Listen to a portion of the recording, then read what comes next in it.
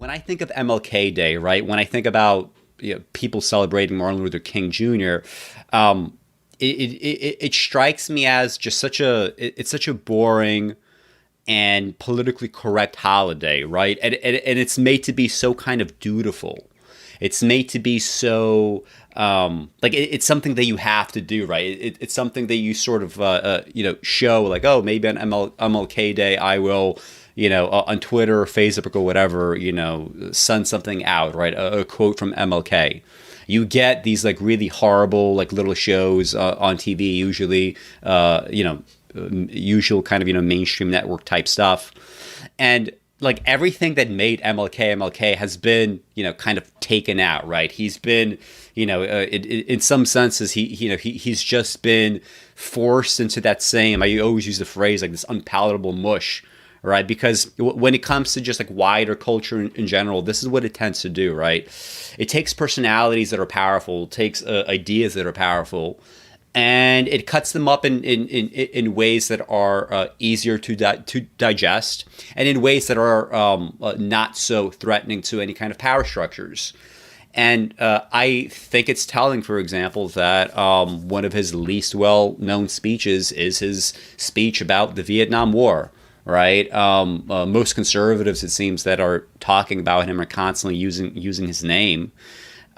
They seem to not be aware that he was a kind of like, quasi socialist. You can't call him a Marxist, but he definitely wanted, tons and tons of federal involvement with everything from, enforcing desegregation, enforcing new laws like, put on the books that, separate but equal cannot be maintained, and we need to be able to serve everybody. And also just, tons of wealth redistribution, right? He was a fan of that as well. And if you talk about these other things that are like other than like the most well-known, set of like quotes or whatever, or speeches, he becomes a much more interesting character than simply a guy who wanted, freedom for black people in America. Right. He went beyond that, and he saw that for black people to have any kind of meaningful freedom, that will always be, in relation to what's happening abroad. Because if you have massive bombing campaigns, right, for the world's kind of, most vulnerable populations, there's no reason to think that in a more limited way, that kind of exploitative action won't be applied domestically, right? And the thing about the Trump administration that I think has been useful, right? I don't want to call it good, because hundreds of thousands of people dead because of like just complete fucking incompetence is never good. But having, that kind of terror, right, that everybody else in the world has experienced firsthand at the hands of America, now, being applied, domestically, people understand like, holy shit, these are the stakes, right? These are some of the possibilities of the incompetence of leadership. And that's a good thing. It's good that people are at least sort of thinking that. Of course, with the way that sort of safety release valves work, culturally for these kinds of things, all that pressure gets, gets blown off in the wrong direction. Now it's kind of like, well, we got Trump out of office. Now, Biden is in, so problem solved, right? And we in fact know that's not the case. So I spent the last couple of days just going over some MLK speeches, and it just made me think again, like, wow, like this is such a boring fucking holiday, and it just doesn't have to be, right? It could be exciting. I heard his Vietnam speech before, but when I was listening to it again, it's like you notice little patterns, right? The connections that he makes, the arguments that he makes, that are it's exciting, right? If you're interested in stuff intellectually, and you find this kind of thing fun, you get a ton of that, right? When you go through MLK's work. Assuming that you know exactly where to look, right, and you avoid the kinds of unpalatable mush that is spoon fed to you, right? MLK is supposed to be like just eating like some fucking overcooked broccoli, and potatoes and peas, as opposed to what it could be, right? Which is a time that could be more exciting. So just to just set up this speech in context a little bit. It's called Beyond Vietnam: A Time to Break Silence. It was actually one of his most carefully constructed speeches. He got a lot of input from people around him. I believe it was a black historian that mostly wrote it with input from MLK and others. Although MLK, of course, like if you look at all his speeches, right, they always have very kind of typical MLK flares, right, that that comes from MLK. But this one was one of the few speeches where he sort of kind of had many more people involved, because I mean he understood the consequences, right? He talked about Vietnam prior to this speech in 1967. He had he sort of like famously attacked the war in, I forget what it was. It was some other church. This speech was done in Riverside Church, but he had commentary before, right? And he understood that I'm wading into something that is higher stakes, right? On the one hand, we have domestic policy in America. It's kind of questionable if you think about it, to what degree disenfranchising black people or keeping black people down is very useful domestically, like to the powers that be, because by the time we hit the 1960s, it's clear where the trajectory is, right? Eventually black people are going to have to all have the right to vote, right? We're going to have to do something about poverty, especially as it afflicts black people disproportionately. So people already sort of understood that. They understood that here we could possibly leverage this guy. We could leverage these ideas. Or we could also have a new power block, right? A new voting block with black people, depending on how politicians behaved in the 50s and 60s. Things could have turned out differently for Democrats and Republicans, right? But when it comes to criticizing things that are higher stakes, right, that clearly do have some sort of interest to America, such as being able to wage wars abroad, that is some territory that you don't want to enter, right? So MLK, he understood this. He wanted input from others. Lots of people told him, don't do the speech. It's gonna go badly. And he said, you know what, fuck it. I'm gonna have to do it. And this is why. So just to talk about some of the costs, right? So he was rebuked by the NAACP. Black Americans, actually, most Black Americans, by the time that he made the speech, they did not agree with, I don't want to say that they disagreed with his stance on the war. I mean, I don't know exactly what the polling back then said, but it wouldn't surprise me actually if black people, supported the war, just like most people at some point, right, supported the war. Just like in, 2003, most people supported the war in Iraq. That's not surprising because we know how easily, right, people just buy propaganda. We know how easy it is to stir up national sentiment to, we have to get people on the war effort. This is especially true in the 60s because many people that were at war, right, and they were sort of aging a little bit at this point, and not even really aging, right? You could have been a 20-year-old, right, going to World War II, and now you could be in your 40s watching all this unfold.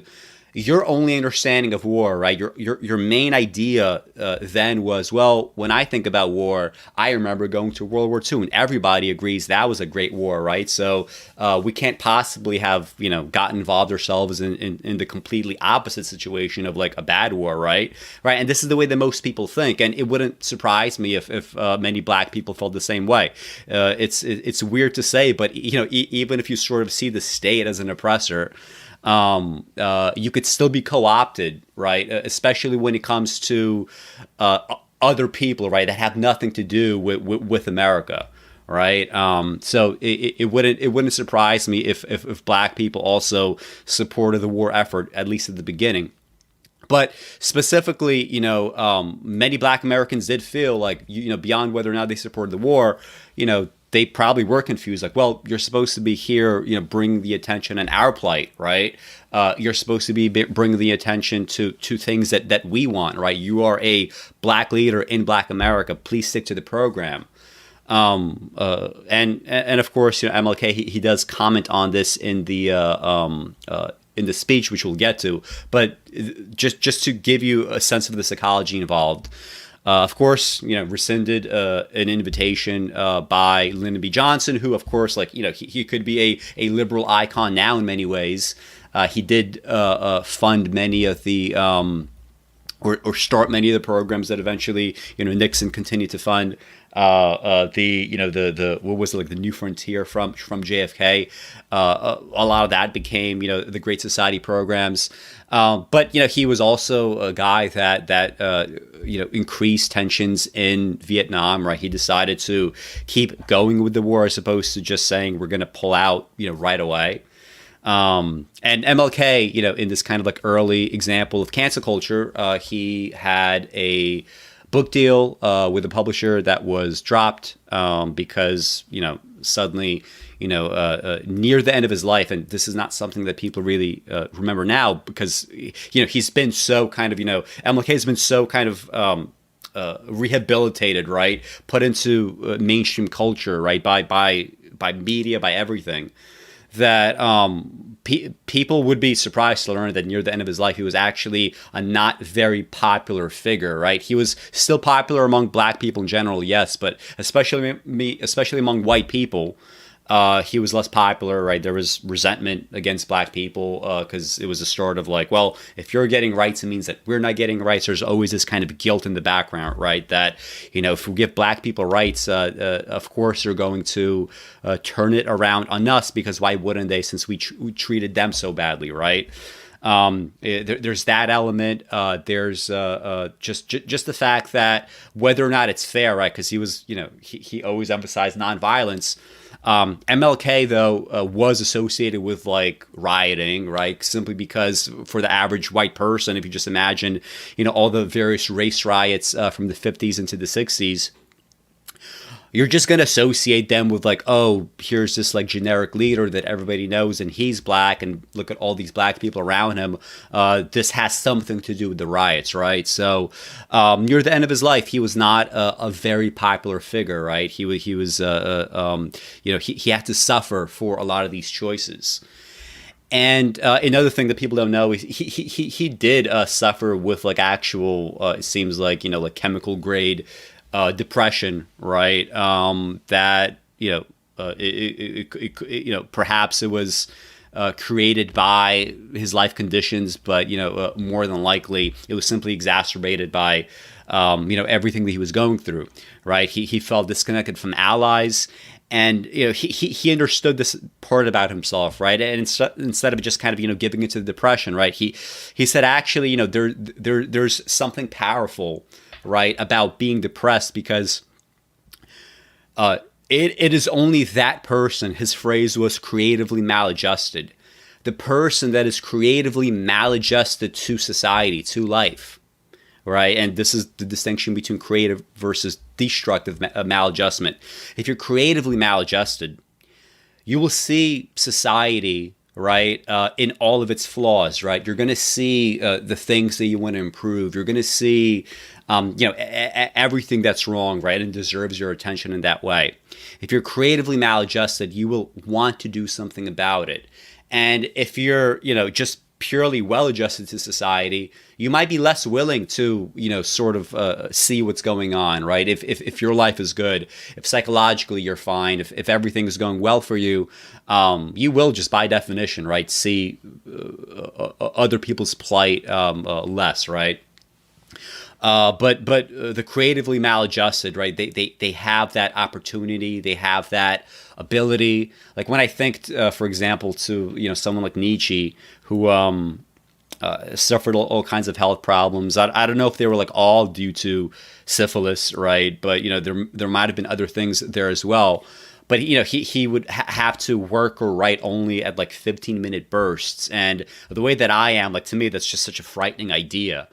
And but he did it, and he was still really good at what he did. He was still constantly absorbing information, and he took those 15-minute bursts as this is my opportunity to work. I have no excuses. In the same way that MLK said, if I'm gonna have to deal with this problem, this depression, I have to see myself as a person that is creatively maladjusted, and everybody else could, look to my example and behave in similar fashion.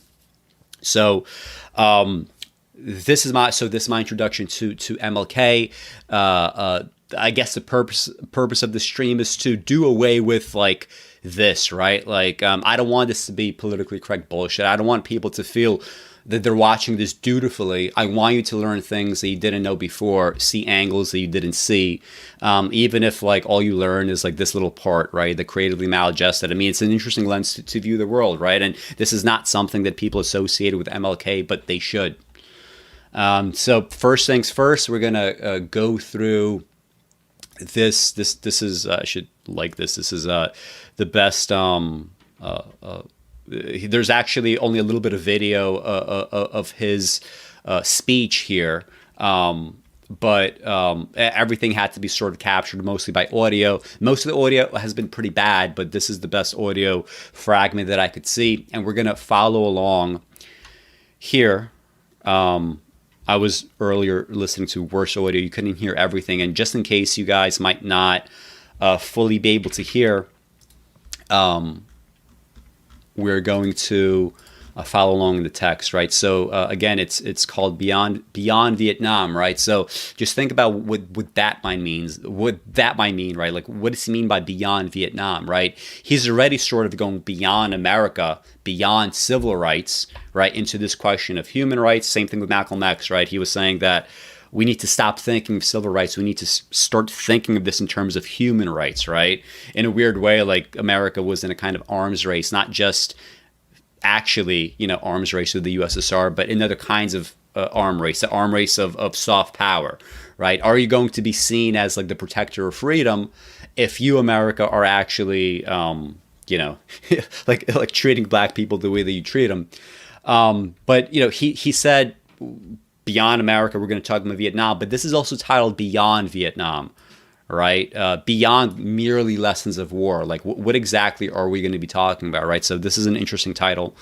April 4th, 1967. This is exactly a year before his assassination, right? It was April 4th, 1968. So we will follow this along here.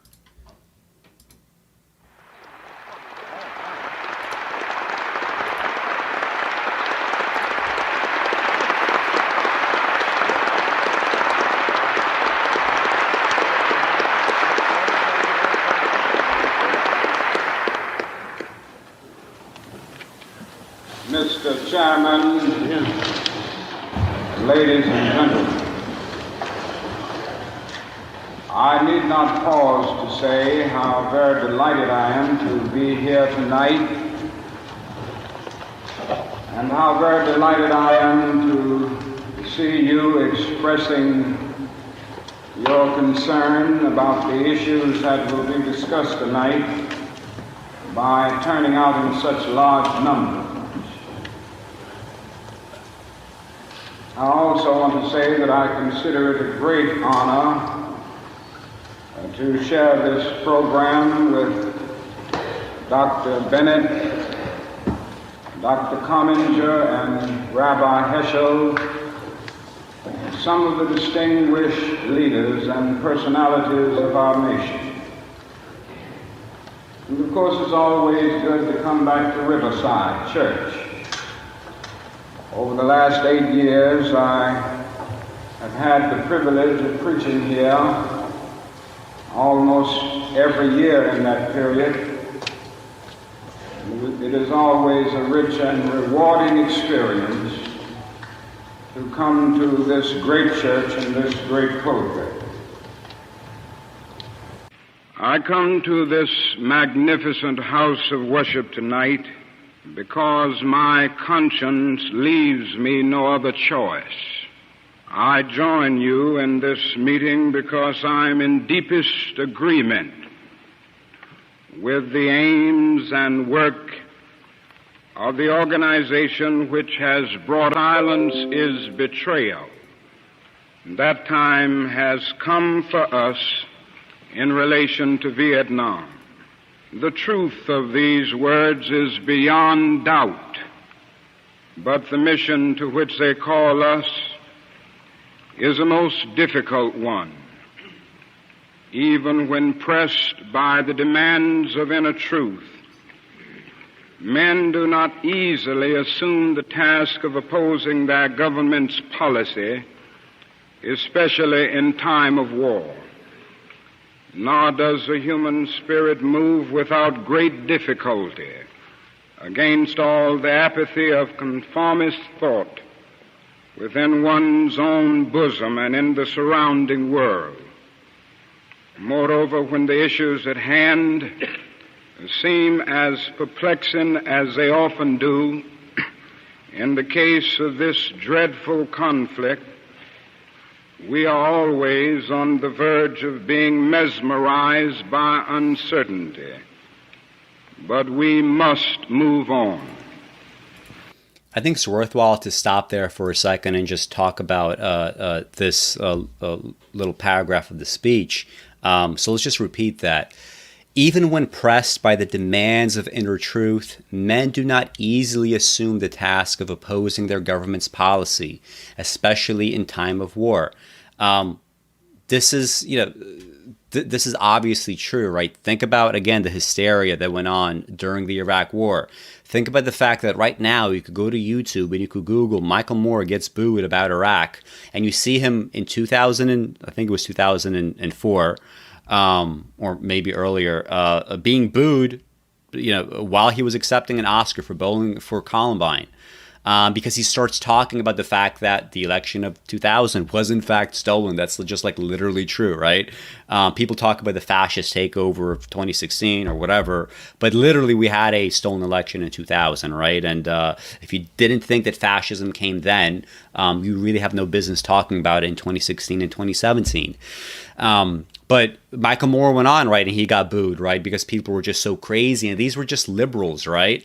And you ask yourself, well, why would liberals boo him about the Iraq War? And the answer is, well, because they are there to, give him an award specifically for something that is closer to their hearts, right? It's not let's ban war, right? Let's prevent the kinds of wars that Iraq, like Iraq and Afghanistan from happening. It's let's ban guns, right, from the United States, right, which is what Bowling for Columbine was about, right? It was about gun crime. And that is like something that is near and dear to the sort of, shit lib bosom. But again, the second that you start going over to internationally, right, things that really are high stakes, right? There's all these incentives to censor that. There's all these incentives to say, why aren't you patriotic, right? Like, it's just, if you think about it, it's so sickening how, on the one hand, like, all these, like, fucks are just, like, so up in arms about the NRA, which is, like, fine, whatever.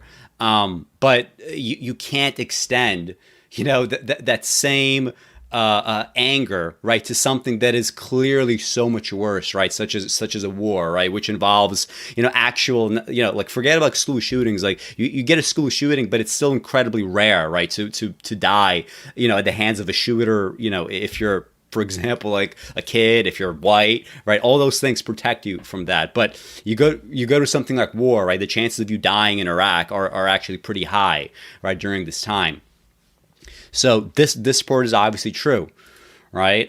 Nor does the human spirit move without great difficulty against all the apathy of conformist thought within one's own bosom and in the surrounding world, right? I said this before. I am somebody that likes to think of myself as empathetic. I am somebody that feels like, I am a person that helps other people. So when the election, started, I was thinking like, well, Trump has been pretty bad. Should I just like suck it up and vote for Biden this time around? Or like, I definitely have those kinds of, shit lib tendencies. And it was that, right? It was the apathy of conformist thought. Right, everybody's telling you that Trump is so bad that you must therefore, put Biden in instead, and this will at least, if not solve your problems, then buy you time. I said before that I don't necessarily agree with that strategy, but this is very real, right? And this affects you probably every single day. in so many questions, right? You have to be aware of this. There's no shame in saying that. I feel absolutely zero shame at the idea that I was thinking of perhaps voting for Biden.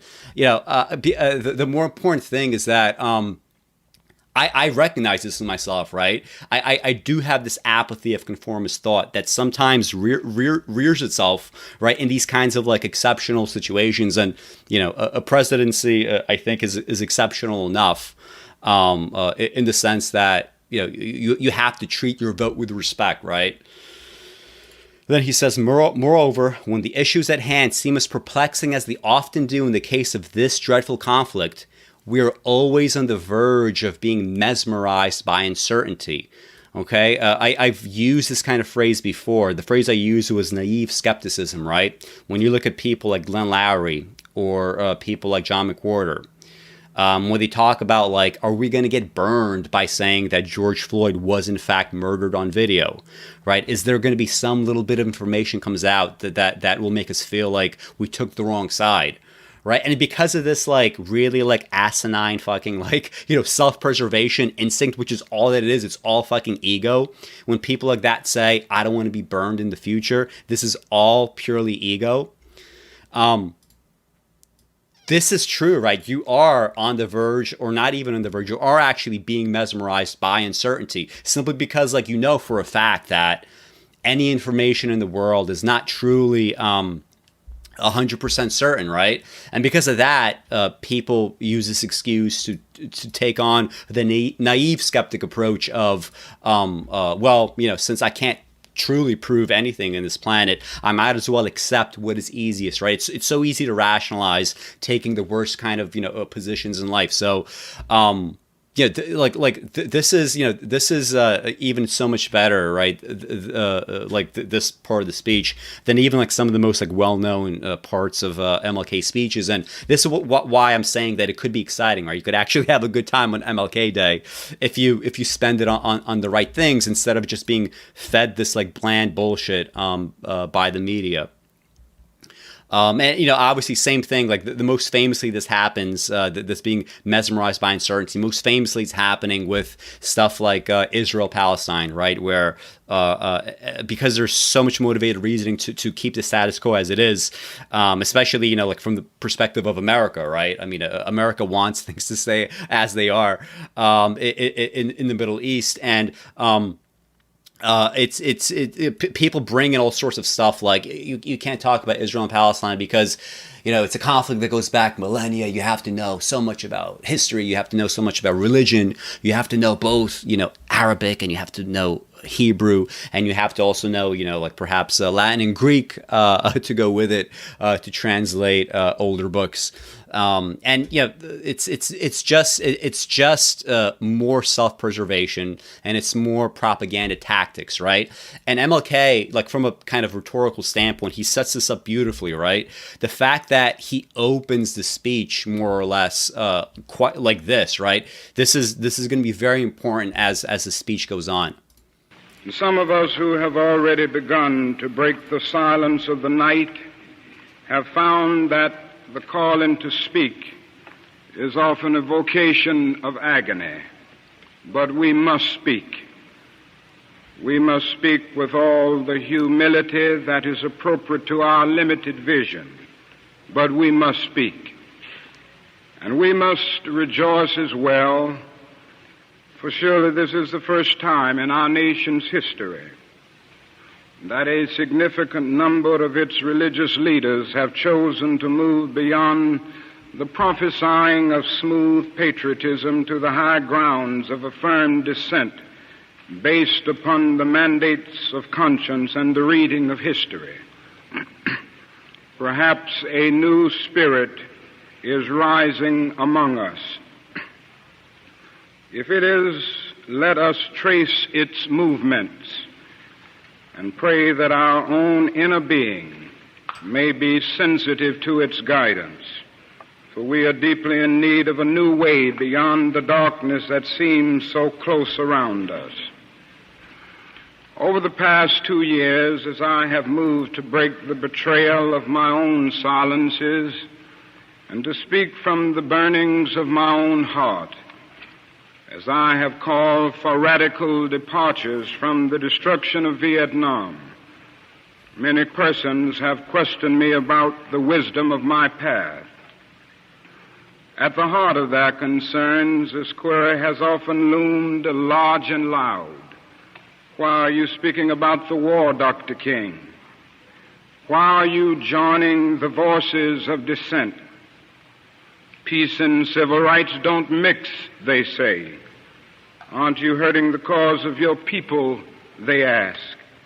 And when I hear them, though I often understand the source of their concern, I'm nevertheless greatly saddened, for such questions mean that the inquirers have not really known me, my commitment, or my calling. Indeed, their questions suggest that they do not know the world in which they live. In the light of such tragic misunderstanding, I deem it of signal importance to try to state clearly, and I trust concisely, why I believe that the path from Dexter Avenue Baptist Church, the church in Montgomery, Alabama, where I began my pastorate, leads clearly to this sanctuary tonight. I come to this platform tonight to make a passionate plea to my beloved nation. This speech is not addressed to Hanoi or to the National Liberation Front. Oh, sorry. I just wanted to say quickly here. I just really love this part. Right? He's not he's not hedging. Right? Originally, when he was doing the speech, there was a lot of stuff there that was put in, on the one hand, on the other hand. Tons of hedging, tons of let's really try to understand America's side and all this. And he said, I can't say this. I'm not going to do this. This is unambiguous. Either something is morally right or it's wrong, right? We're not going to allow ambiguity when it comes to something like war, right? And he has all these kinds of earnest kind of statements, right, from people. Peace and civil rights don't mix. What are you doing? And his response is not to placate them. Right? He just says, I'm sad. And this is why I'm sad, because you don't really know me, right? You don't know what I'm about. You don't know what I'm doing this for, right? In the same way, well, I'm not going to, I would speak too long if I go on to this other path. And just rhetorically, so indeed their question suggests that they do not know the world in which they live.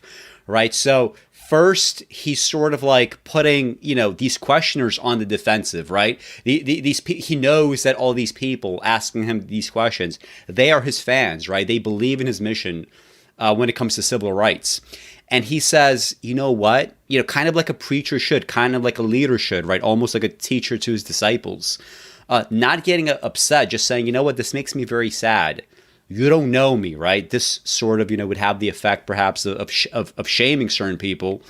But instead of just staying there, right, and or focusing on himself, he ends it with this sentence: indeed, their questions suggest that they do not know the world in which they live. So not only do you not get this project that you're in, right, my project that you say that you're for, you don't even understand the world, period, right? And this is just a very effective little rhetorical strategy here that I personally enjoy. It is not addressed to China or to Russia, nor is it an attempt to overlook the ambiguity of the total situation and the need for a collective solution to the tragedy of Vietnam.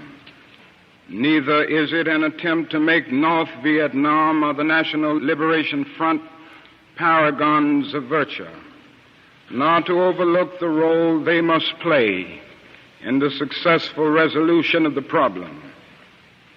While they both may have justifiable reasons to be suspicious of the good faith of the United States, life and history give eloquent testimony to the fact that conflicts are never resolved without trustful give and take on both sides. Tonight, however, I wish not to speak with Hanoi and the National Liberation Front, but rather to my fellow Americans. That is, at the outset, a very obvious and almost facile connection between the war in Vietnam and the struggle I and others have been waging in America. A few years ago, there was a shining moment in that struggle. It seemed as if there was a real promise of hope for the poor, both black and white, through the poverty program. There were experiments, hopes, new beginnings. Then came the build-up in Vietnam, and I watched this program broken and eviscerated as if it was some idle political plaything of a society gone mad on war. And I knew that America would never invest the necessary funds or energies in rehabilitation of its poor so long as adventures like Vietnam continued to draw men and skills and money like some demonic destructive suction tube.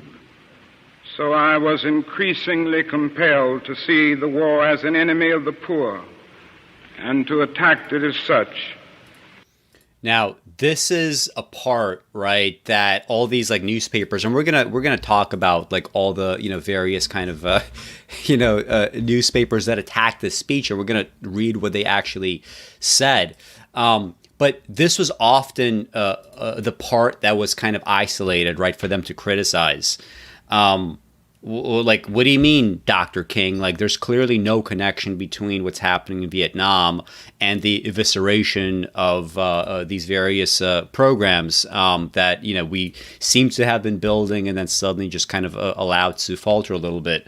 But the fact is, like, we know now historically, like, we've had, tons more research, right, since the days of MLK. We understand what was happening economically at the time. JFK was, starting actually even in the 50s, we had the kind of the progressive tax system under FDR was being slightly adjusted, right, as early as the 50s into a more kind of regressive tax system where people, right, everyday people, blue collar workers and whatnot, they had to bear more and more of the brunt of programs that are, necessary for everyone, such as like Social Security, right? And the rich paid less, a smaller and smaller share. Maybe share is not the right word because they're all, rich are getting exponentially richer and richer, right, throughout the last like 60, 70 years. But like they're not paying, proportionally the right, amount, right, given their new status of wealth, right? So this is now disproportionately becoming a burden on the shoulders of everyday people, right? Which is a lot of the kind of welfare backlash actually starts to come from that later on. And even with JFK, these regressive tax policies, they start getting subtly worse and worse. And that's because, in FDR's time, it was actually very easy for Democrats to just be like, you know what, we're going to be absolute, shit lives abroad when it comes to, open borders and whatnot, open markets, neoliberalism, right? I said before that FDR in some ways is like kind of like a premier neoliberal. But we could do that as long as domestically, right, we have social safety net, more expanding programs. We have, some sort of job availability, right, to young men that want jobs. But starting in the 60s, that was harder and harder to maintain. Corporations wanted in exchange for donors, right, because still to this day and back then, everything gets funded by big money donors. Big money donors, they couldn't do that anymore, right? The new normal, we already had neoliberalism as a kind of like, status quo, but you actually needed to sort of, suck even more money out of domestic markets, right? And the way that you would do that is you would start introducing tax cuts, which is what we started having. So donors, they get very nervous with, on the one hand, things like a war, and then on the other hand, well, back then at least, and then on the other hand, saying that you're going to do massive funding, right, to eradicate poverty. Because even if this thinking is incorrect, and it is incorrect, even into the 90s, there was constantly this thought that if you fund the war, right, or if you fund anything, you have to start taking money out from elsewhere, right? We know, with modern monetary theory and even other things as well, we know that's not the case, but that was the thinking, right? Which is why in the 90s when Bill Clinton came to power, it was so important for Bill Clinton to, satisfy the, he called it the fucking bond traders, right? He was upset at some fucking bond traders, right? That, from his perspective, held his kind of, ideas and his desires hostage. So this might seem facile, and this is in fact, he uses the word facile, right, as a kind of way to introduce it, but to have the opposite effect. Other newspapers, they're calling this connection facile, but the fact is, this was the demand of the business community. If you have something like an expensive war, guess what? You're going to have to offset that by cuts, right? Which ultimately we did start getting some cuts.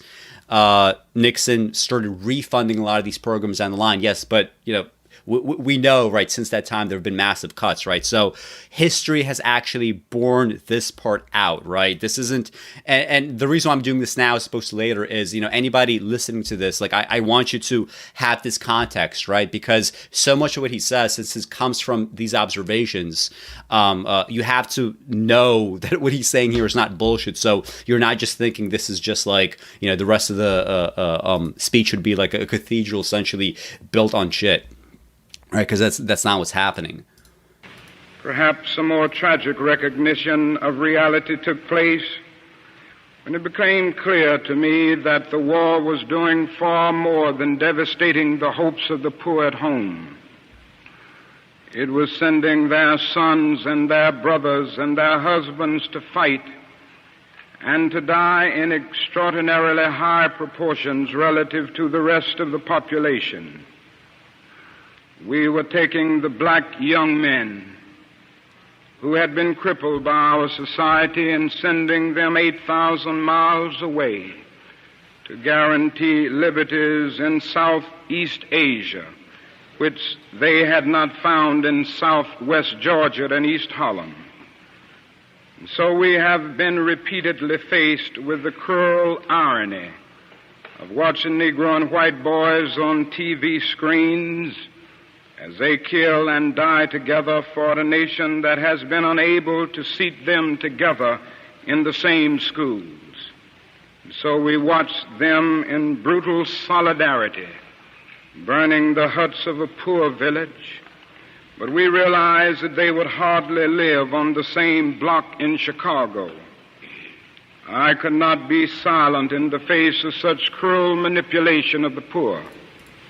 And this is also from personal experience. I could tell you 100% true. When I was in high school, I went to a high school that was mostly black. And we'd get tons of military recruiters during the Iraq War. And I would constantly be arguing with these people.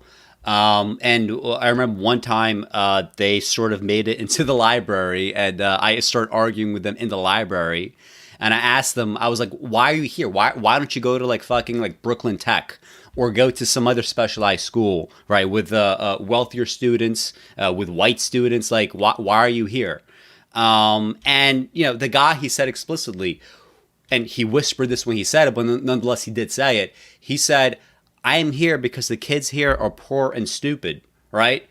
This is not fucking random. Like recruiters don't go into schools based on a hunch, right? They understand that there's a certain demographic, right? This is the demographic that we need to capture, right? So, even in the 2000s, right? This is true, and it's still true today, right? And just the fact, just think about how you have this kind of sick shit to begin with. Think about that it's legal, right? It's still legal for military recruiters to be around schools, inside schools. Just think about the fact that you could literally recruit kids that don't know shit into whatever faddish war that happens to be the thing that this generation goes through, or even like multiple generations. Because I want to say that the Iraq War was my generation's war, but then Obama comes into office, who voted against it, and suddenly, oh, Libya, oh, suddenly, like, let's amp up intervention in Syria. So. We have multi-generational wars that are actually like multiple wars in one generation as well. My third reason moves to an even deeper level of awareness, for it grows out of my experience in the ghettos of the North over the last 3 years, especially the last 3 summers, as I have walked among the desperate, rejected, and angry young men. I have told them that Molotov cocktails and rifles would not solve their problems. I have tried to offer them my deepest compassion while maintaining my conviction that social change comes most meaningfully through nonviolent action. But they ask, and rightly so, what about Vietnam? They ask if our own nation wasn't using massive doses of violence to solve its problems, to bring about the changes it wanted. Their questions hit home, and I knew that I could never again raise my voice against the violence of the oppressed in the ghettos without having first spoken clearly to the greatest purveyor of violence in the world today, my own government. For the sake of those boys, for the sake of this government, for the sake of the hundreds of thousands trembling under our violence, I cannot be silent. And I mean, this is so like this is so, like on the nose, right? I mean, think about the fact that like during this time, right, one of the reasons why MLK, besides actually being an extremely effective leader and orator, one of the reasons why he became as famous as he did was his emphasis on nonviolence. It's not that it wasn't a threat to the status quo. I mean, obviously it was, but it's obviously less threatening than taking up arms, right?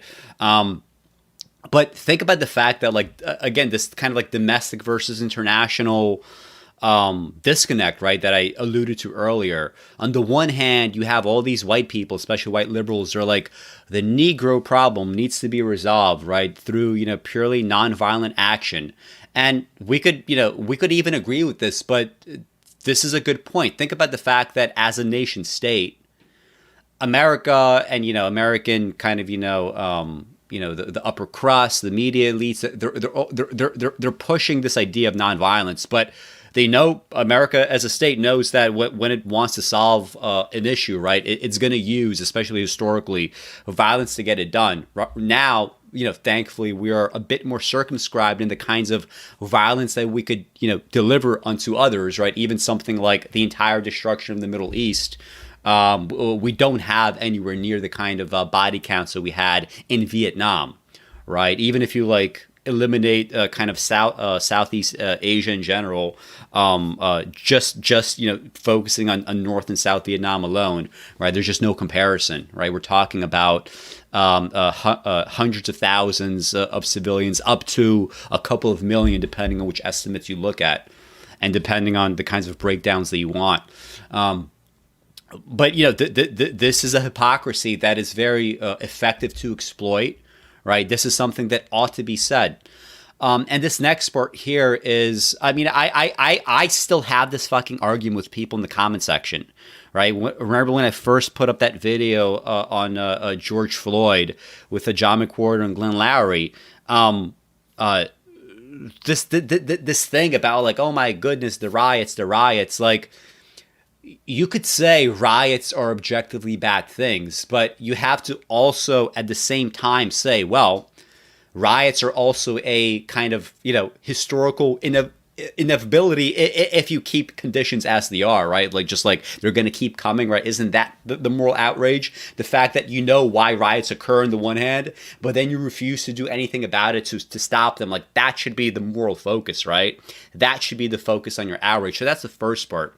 And the second part is when I talk to people in the comments, like, this is I think there was a black guy there in the comments who said something like, I want to focus on, black violence, black rights, blah, blah, blah. And I said, and I made this point, just like he's saying, MLK said, their questions hit home. And I knew that I could never again raise my voice against the violence of the oppressed, right? Because MLK, he did say that he's against riots. But he also said riots are, the language or the voice of the unheard. I could not raise my voice against the violence of the oppressed in the ghettos without having first spoken clearly to the greatest purveyor of violence in the world today, my own government. And I was talking to some black guy in the comments, and this is the point that I made. And this is the point that he wanted to push back against. I said, you want to talk about black on black crime and you want to talk about riots, but even if you look at the highest end estimates of black violence in America, even if you assume that black people murder 10,000 other people every single year in the United States, the fact is a single dose of incompetence in the form of Trump has killed a couple 100,000 more people that would otherwise be alive. The fact is, Trump, by being, the fuckhead that he was, 20 times, right? We're talking two decades, right? 20 consecutive back-to-back years of, the worst kind of imaginations that you have about black and black crime. He did all that in less than a year, okay? It's been less than a year that we've been dealing with coronavirus. And he already hit that mark, right? Just by that incompetence. So if you want to talk about, violence or crime as committed by poor people, you could talk about it. But let's remember that words like violence and crime, they don't have, a phenotype that simply looks like the expression in, a black community. It also is expressed by others in other demographics, right? When it comes to people that can enact a different kind of violence. If you're white, for example, you're not going to be doing street violence usually. If you're a white politician, clearly you're not going to be involving yourself in street violence, but you might vote for a war that you shouldn't vote for. Or if you're a president, you might say, yeah, fuck it, coronavirus, let's not do anything about it. And suddenly we have so many more body bags, right? Because by definition, organized power, right, in the form of the federal government, and the U.S. federal government is literally the most powerful force on the planet, right? Stronger than gravity. That's going to leave you with many more body bags, right? So I pushed back against it then. I'm going to say it again to the commentator now. I know that you want to keep the discussion just on what black people do. You don't want to worry about others, but guess what? I'm not black and I'm going to fucking worry about others. So if you don't want to do it, I'm going to do it for you. I'm going to ask these questions for you if you feel like you don't want to focus on them. For those who ask the question, aren't you a civil rights leader? And thereby mean to exclude me from the movement for peace, I have this further answer. In 1957, when a group of us formed the Southern Christian Leadership Conference, we chose as our motto to save the soul of America. We were convinced that we could not limit our vision to certain rights for black people, but instead affirmed the conviction that America would never be free or saved from itself until the descendants of its slaves were loosed completely from the shackles they still wear. In a way, we were agreeing with Langston Hughes, that black Bart of Harlem, who had written earlier, "Oh yes, I say it plain, America never was America to me, and yet I swear this oath, America will be." Now it should be incandescently clear that no one who has any concern for the integrity and life of America today can ignore the present war. If America's soul becomes totally poisoned, part of the autopsy must read Vietnam. It can never be saved so long as it destroys the deepest hopes of men the world over. So it is that those of us who are yet determined that America will be are led down the path of protest and dissent, working for the health of our land. As if the weight of such a commitment to the life and health of America were not enough, another burden of responsibility was placed upon me in 1954, and I cannot forget that the Nobel Peace Prize was also a commission to work harder than I had ever worked before for the brotherhood of man. This is a calling that takes me beyond national allegiances. But even if it were not present, I would yet have to live with the meaning of my commitment to the ministry of Jesus Christ. To me, the relationship of this ministry to the making of peace is so obvious that I sometimes marvel at those who ask me why I am speaking against the war.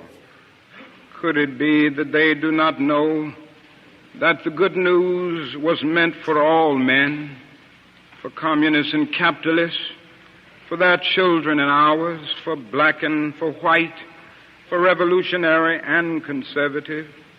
Have they forgotten that my ministry is in obedience to the one who loved his enemies so fully that he died for them? What then can I say to the Viet Cong, or to Castro, or to Mao as a faithful minister of this one? Can I threaten them with death, or must I not share with them my life? And finally, as I try to explain for you and for myself the road that leads from Montgomery to this place, I would have offered all that was most valid if I simply said that I must be true to my conviction that I share with all men the calling to be a son of the living God. Beyond the calling of race, or nation, or creed, is this vocation of sonship and brotherhood, because I believe that the Father is deeply concerned, especially for his suffering and helpless and outcast children. I come tonight to speak for them. This I believe to be the privilege and the burden of all of us who deem ourselves bound by allegiances and loyalties which are broader and deeper than nationalism, and which go beyond our nation's self-defined goals and positions. We are called to speak for the weak, for the voiceless, for the victims of our nation, and for those it calls enemy.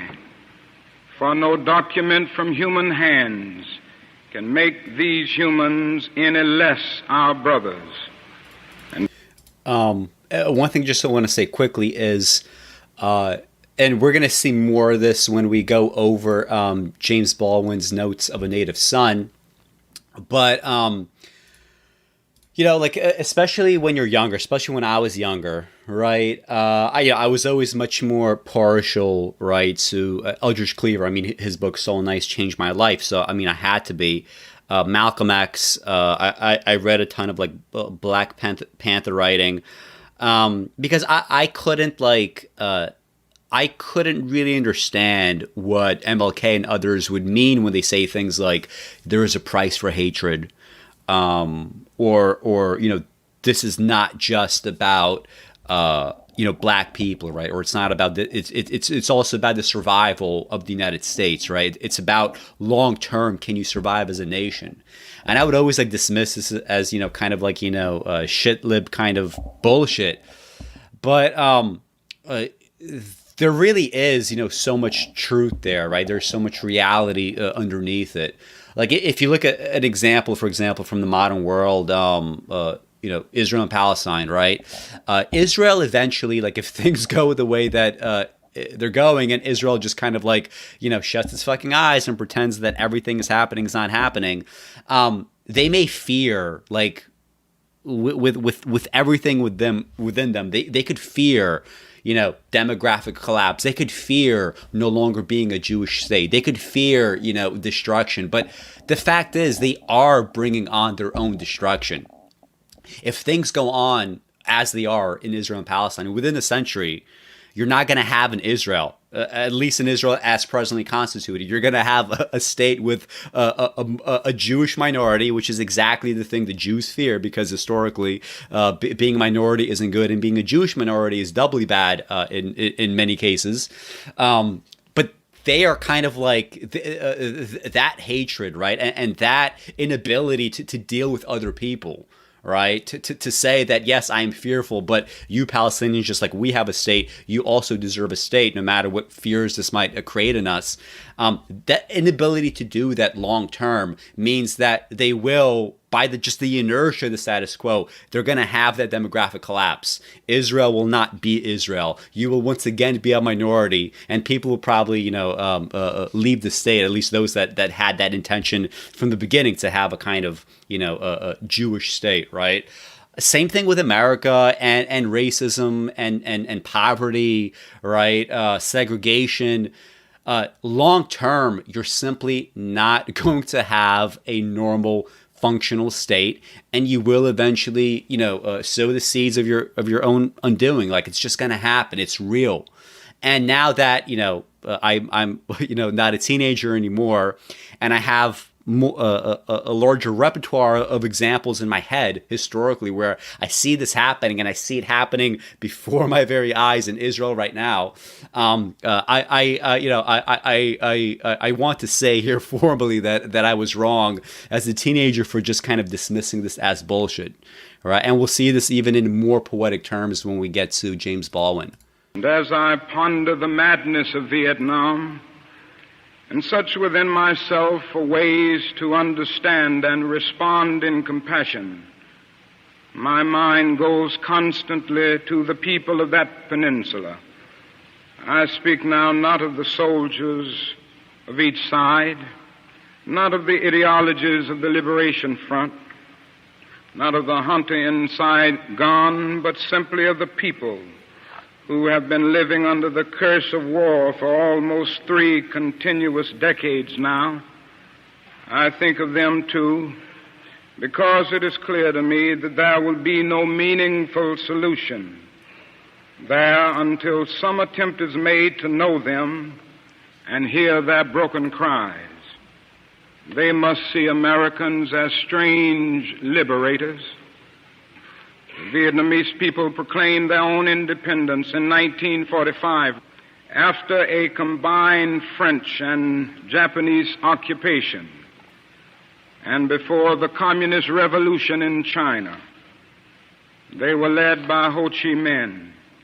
Even though they quoted the American Declaration of Independence in their own document of freedom, we refused to recognize them.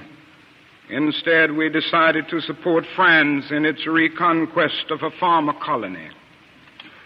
Our government felt then that the Vietnamese people were not ready for independence, and we again fell victim to the deadly Western arrogance that has poisoned the international atmosphere for so long.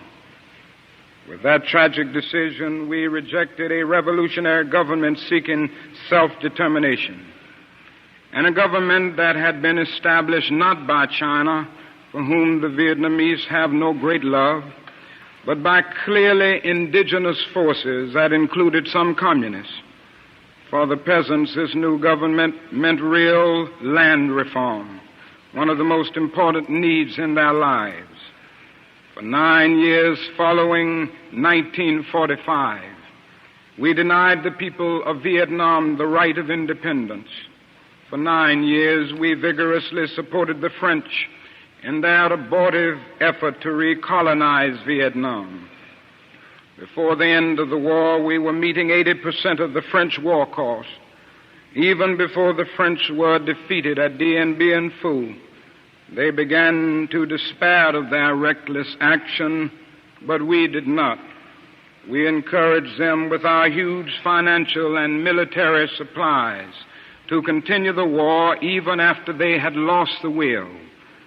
Soon we would be paying almost the full cost of this tragic attempt at recolonization. After the French were defeated, it looked as if independence and land reform would come again through the Geneva Agreement.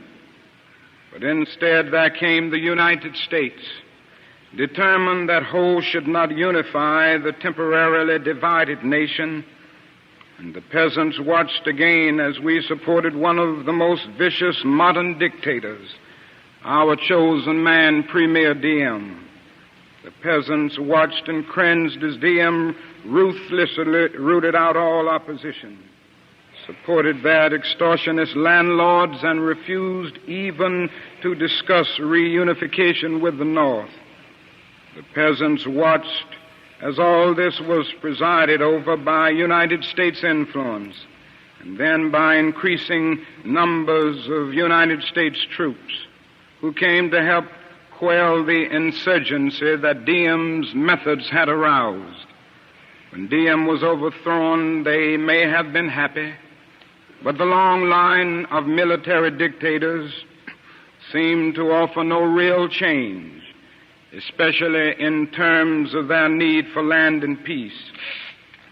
The only change came from America, as we increased our troop commitments in support of governments which were singularly corrupt, inept, and without popular support. All the while the people read our leaflets and received the regular promises of peace and democracy and land reform. Now they languish under our bombs and consider us not their fellow Vietnamese, the real enemy. They move sadly and apathetically as we herd them off the land of their fathers into concentration camps where minimal social needs are rarely met.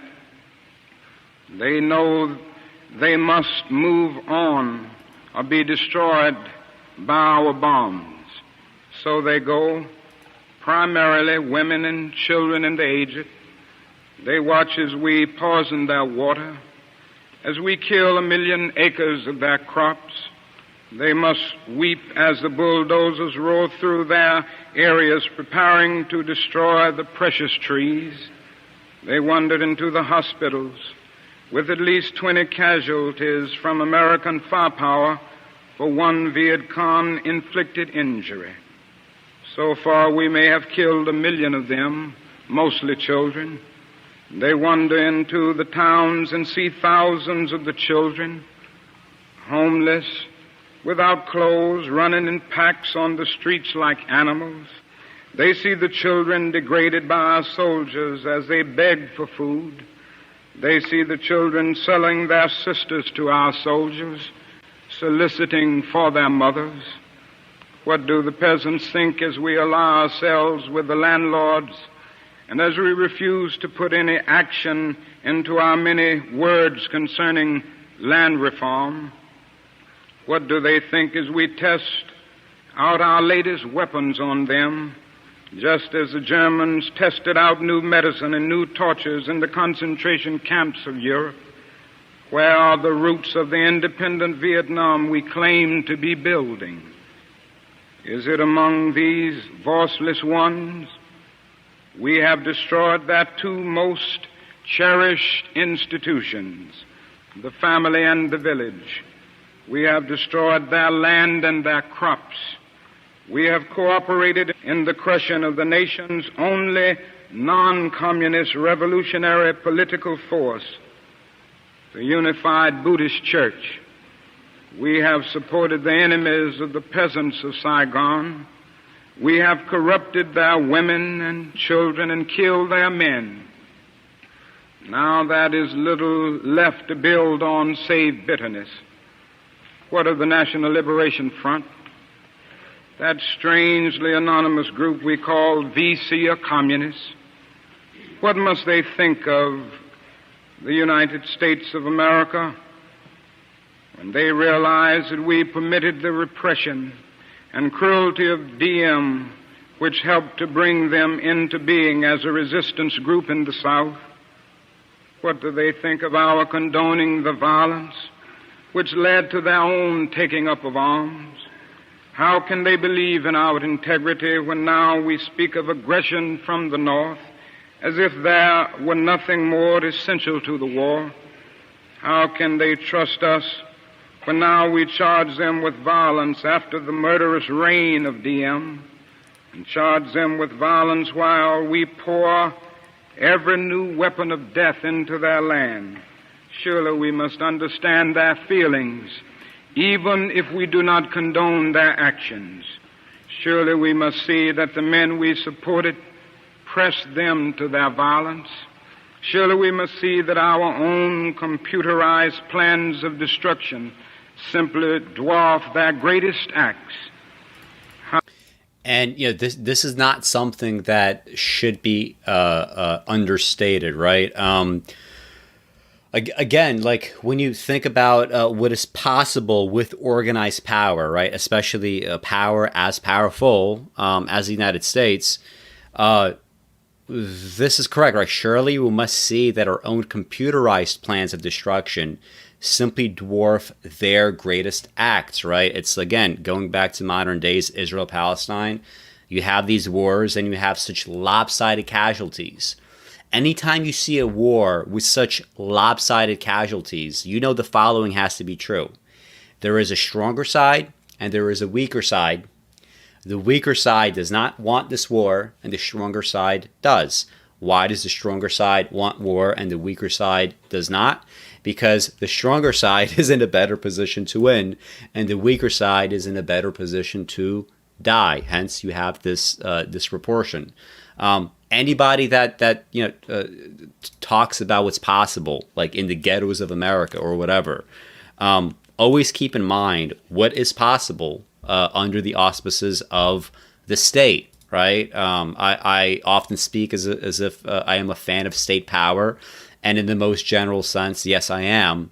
But this is, obviously the biggest by far drawback of state power, right? And you can't just dismiss that, and you can't dismiss that in terms of just understanding it from a kind of cognitive empathy perspective. If you're nation building, right, and the nation building is under this kind of setting, what sort of nation do you think you could even build? Like, do you think you could even have a real part in that, right? Because the answer usually is going to be no.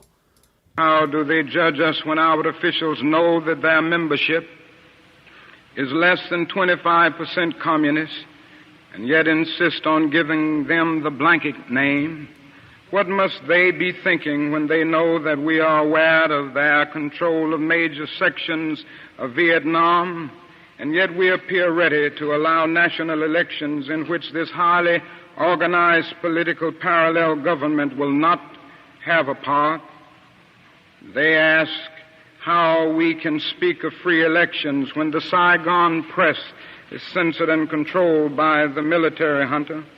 And they're surely right to wonder what kind of new government we plan to help form without them, the only party in real touch with the peasants. They question our political goals, and they deny the reality of a peace settlement from which they will be excluded. Their questions are frighteningly relevant.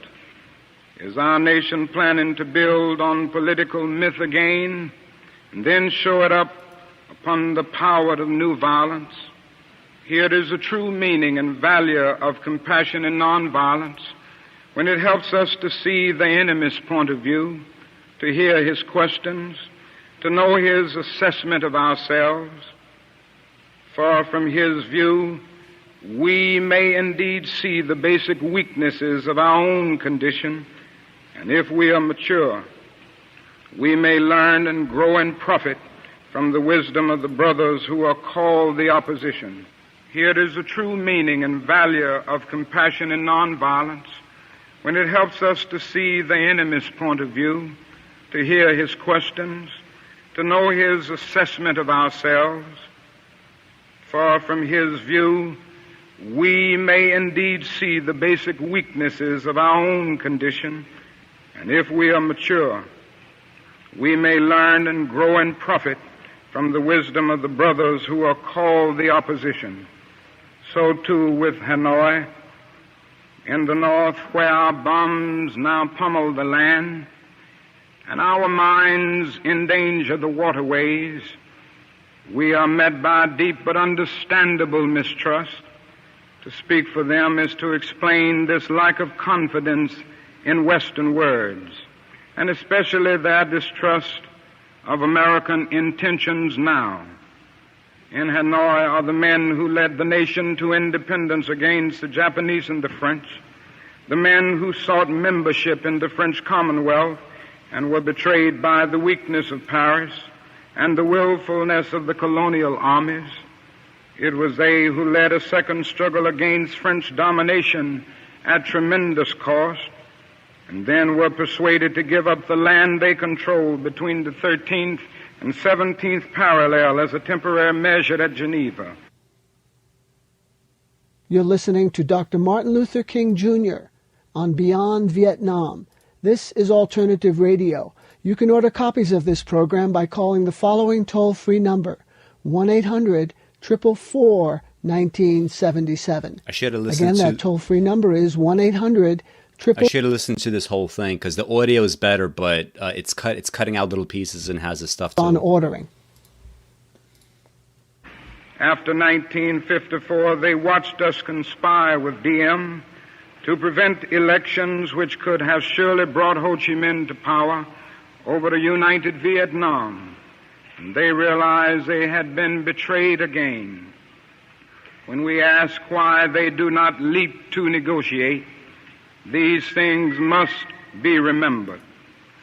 Also, it must be clear that the leaders of Hanoi considered the presence of American troops in support of the Diem regime to have been the initial military breach of the Geneva agreements concerning foreign troops. And they remind us that they did not begin to send troops in large numbers and even supplies into the South until American forces had moved into the tens of thousands. And Hanoi remembers how our leaders refused to tell us the truth about the earlier North Vietnamese overtures for peace, how the president claimed that none existed when they had clearly been made. Ho Chi Minh has watched as America has spoken of peace and built up its forces. And now he has surely heard the increasing international rumors of American plans for an invasion of the North. He knows the bombing and shelling and mining we are doing a part of traditional pre-invasion strategy. Perhaps only his sense of humor and of irony can save him when he hears the most powerful nation of the world speaking of aggression as it drops thousands of bombs on a poor, weak nation more than 8,000 miles away from its shores. At this point, I should make it clear that while I have tried in these last few minutes to give a voice to the voiceless in Vietnam, and to understand the arguments of those who are called enemy, I am as deeply concerned about our own troops there as anything else. For it occurs to me that what we are submitting them to in Vietnam is not simply the brutalizing process that goes on in any war where armies face each other and seek to destroy. We are adding cynicism to the process of death, for they must know after the short period there that none of the things we claim to be fighting for are really involved. Before long, they must know that their government has sent them into a struggle among Vietnamese, and the more sophisticated surely realize that we are on the side of the wealthy and the secure, while we create a hell for the poor. I remember soon after I graduated high school, I was still like every once in a while like seeing these like dumb recruiters all around. And I came up to one recruiter. He was a black guy, and I was asking about the war. And I eventually said, like, well, like, what's the point of this war? What are you doing there? And I criticized it. And he was like, so you're saying that what I did in Iraq was just total bullshit? And I was like, yeah, it was total fucking bullshit. And he's like, get the fuck away from me. Right? This is the level of thought that goes into this stuff, right?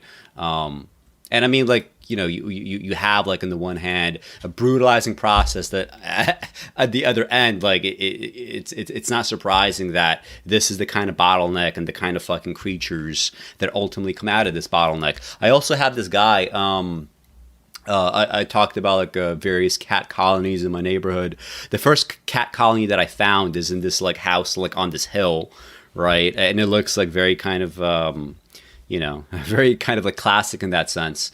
And I would always see this, like, car packed in front of it, and it belongs to that family. And I guess the guy was a Marine in Vietnam, because he's of age, it seems, for it.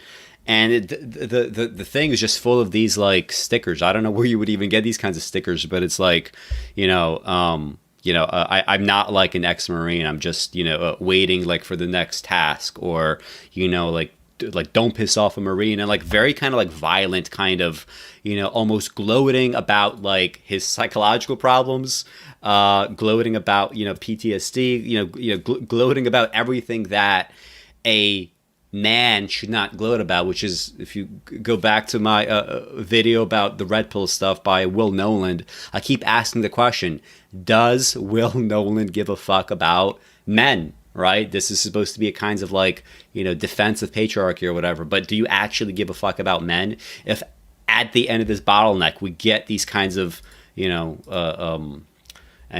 I want to be even empathetic to these fucks too, because it's like, whatever that you go through in this situation, it's partly not your fault, right? It's partly the fact that somebody told you that you have to go through this brutal process to become a man, right? So you have this kind of mentality to begin with, and at the end of it, when you're kind of essentially dying, or I still think about that recruiter every once in a while, where he's like, I told him it was fucking bullshit, and now he probably voted for the president that called the Iraq war bullshit and kept saying it over and over again. So I hope that he feels humbled, right? Because part of it is obviously like, I want him to understand that he was wrong, but another part of it is you have to eventually learn to live with yourself, right? And America does not easily create these kinds of conditions for personal growth and personal health. Somehow this madness must cease. We must stop now. I speak as a child of God and brother to the suffering poor of Vietnam. I speak for those whose land is being laid waste, whose homes are being destroyed, whose culture is being subverted. I speak for the poor of America, who are paying the double price of smashed hopes at home and death and corruption in Vietnam. I speak as a citizen of the world, for the world as it stands aghast at the path we have taken. I speak as one who loves America, to the leaders of our own nation. The great initiative in this war is ours. The initiative to stop it must be ours. This is the message of the great Buddhist leaders of Vietnam. Recently, one of them wrote these words, and I quote, "Each day the war goes on, the hatred increases in the heart of the Vietnamese and in the hearts of those of humanitarian instinct. The Americans are forcing even their friends into becoming their enemies. It is curious that the Americans, who calculate so carefully on the possibilities of military victory, do not realize that in the process they are incurring deep psychological and political defeat. The image of America will never again be the image of revolution, freedom, and democracy, but the image of violence and militarism," unquote.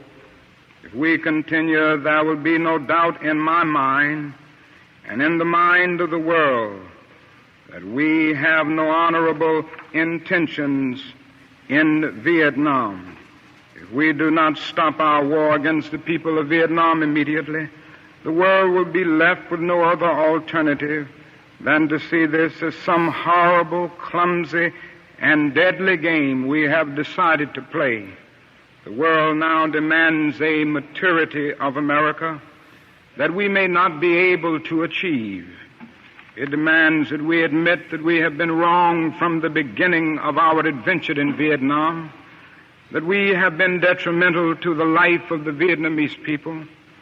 The situation is one in which we must be ready to turn sharply from our present ways in order to atone for our sins and errors in Vietnam. We should take the initiative in bringing a halt to this tragic war and set a date that we will remove all foreign troops from Vietnam in accordance with the 1954 Geneva Agreement. Part of our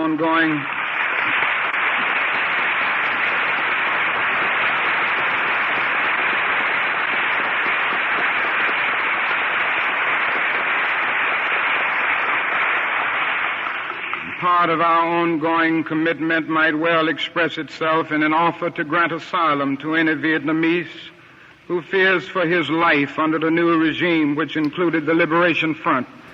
Jesus, I don't know what's happening with this.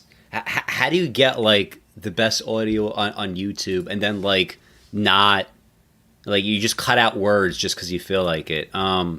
So he's saying that we need to put a halt to this tragic war, and this is the 5 concrete steps. So I would like to suggest 5 concrete things that our government should do to begin the long and difficult process of extricating ourselves from this nightmarish conflict. Number 1, end all bombing in North and South Vietnam. Number 2, declare a unilateral ceasefire in the hope that such action will create the atmosphere for negotiation.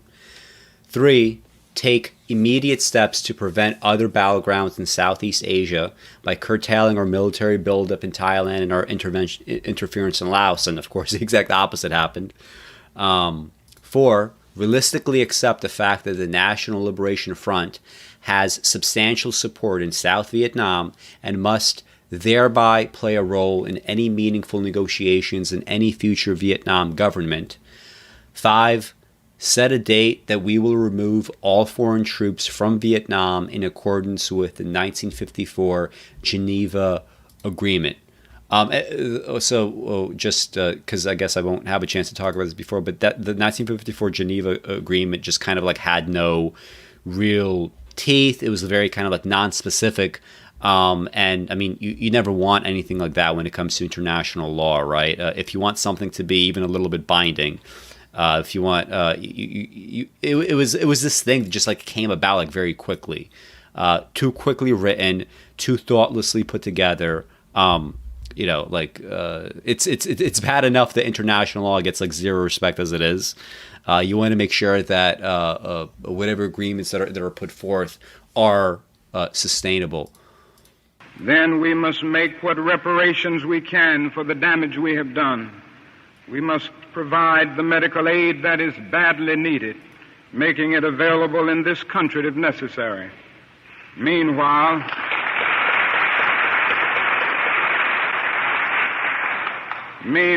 we in the churches and synagogues have a continuing task while we urge our government to disengage itself from a disgraceful commitment. We must continue to raise our voices and our lives if our nation persists in its perverse ways in Vietnam. We must be prepared to match actions with words by seeking out every creative method of protest possible. These are the times for real choices and not false ones. We are at the moment when our lives must be placed on the line if our nation is to survive its own folly. Every man of humane convictions must decide on the protest that best suits his convictions, but we must all protest. Now that is something seductively tempting about stopping there and sending us all off on what in some circles has become a popular crusade against the war in Vietnam. I say we must enter that struggle, but I wish to go on now to say something even more disturbing. The war in Vietnam is but a symptom of a far deeper malady within the American spirit, and if we ignore this sobering reality, And if we ignore this sobering reality, we will find ourselves organizing clergy and layman concerned committees for the next generation. They will be concerned about Guatemala and Peru. They will be concerned about Thailand and Cambodia. They will be concerned about Mozambique and South Africa. We will be marching for these and a dozen other names and attending rallies without end unless there is a significant and profound change in American life and policy.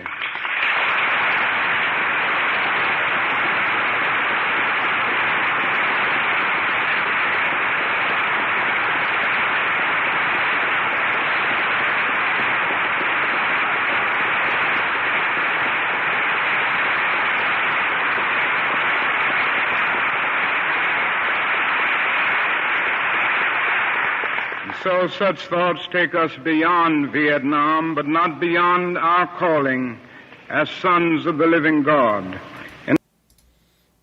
I mean, isn't this just so much better and exciting than like the same quotes over and over and over again that you're supposed to just eat every MLK day?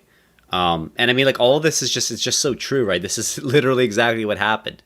They will be concerned by Guatemala and Peru. Well, maybe the individual nation states were different, but still in South America, of course, after Vietnam, that was like the new frontier, wasn't it? Thailand and Cambodia, like, all that is true, right? South Africa, like, and we didn't, the fact that ultimately, like, it morphed into the Middle East, right? Even beyond the ken of MLK in this paragraph, didn't even imagine that you have anything that you could possibly want, in the Middle East, except, anyway. But this is why, right? We are calling it, like, it's called Beyond Vietnam, right? So such thoughts take us beyond Vietnam, right? We are not just talking about domestically America. And we're not just talking about a single country. Vietnam is just, it's an example of the same thing over and over again. The only good thing, right, that we can say throughout this time is it could be by happenstance, it could be by intention, it could be simply because these are the side effects of living in a kind of neoliberal world. The carnage has gone down, but the examples have never abated, right? The examples are always with us. In 1957, a sensitive American official overseas said that it seemed to him that our nation was on the wrong side of a world revolution. During the past 10 years, we have seen emerge a pattern of suppression which has now justified the presence of U.S. military advisors in Venezuela. This need to maintain social stability for our investments accounts for the counter-revolutionary action of American forces in Guatemala. It tells why American helicopters are being used against guerrillas in Cambodia and why American napalm and Green Beret forces have already been active against rebels in Peru. It is with such activity in mind that the words of the late John F. Kennedy come back to haunt us. 5 years ago, he said, "Those who make peaceful revolution impossible will make violent revolution inevitable."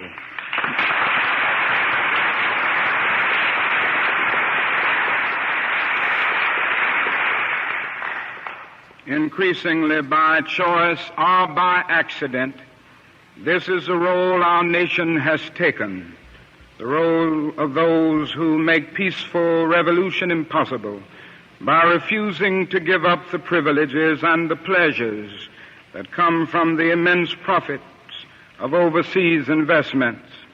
I am convinced that if we are to get on the right side of the world revolution, we as a nation must undergo a radical revolution of values. We must rapidly begin the shift from a thing-oriented society to a person-oriented society, when machines and computers, profit motives and property rights are considered more important than people. The giant triplets of racism, extreme materialism, and militarism are incapable of being conquered.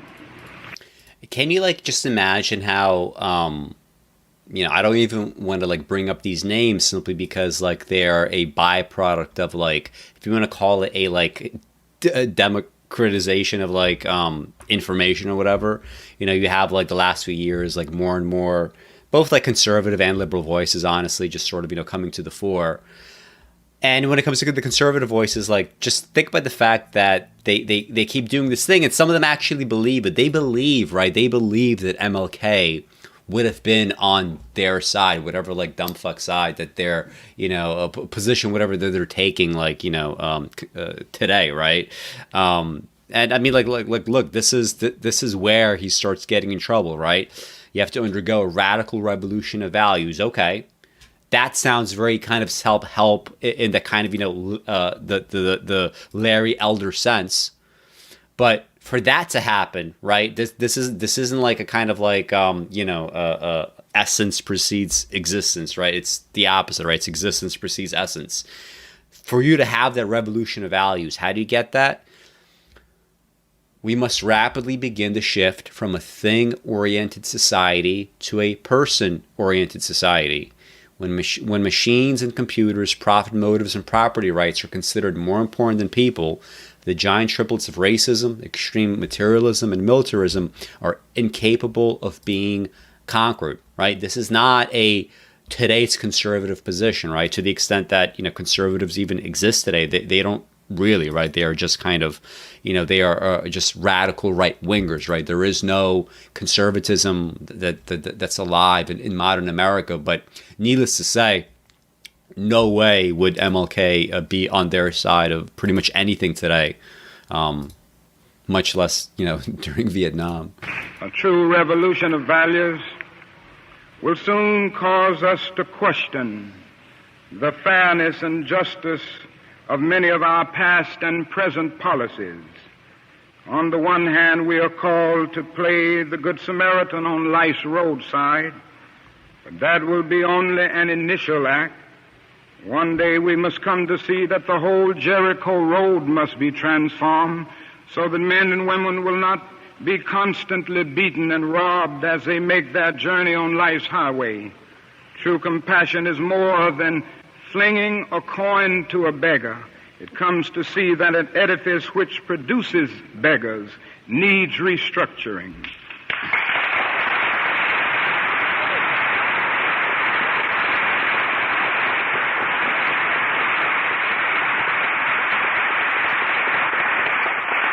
A true revolution of values will soon look uneasily on the glaring contrast of poverty and wealth.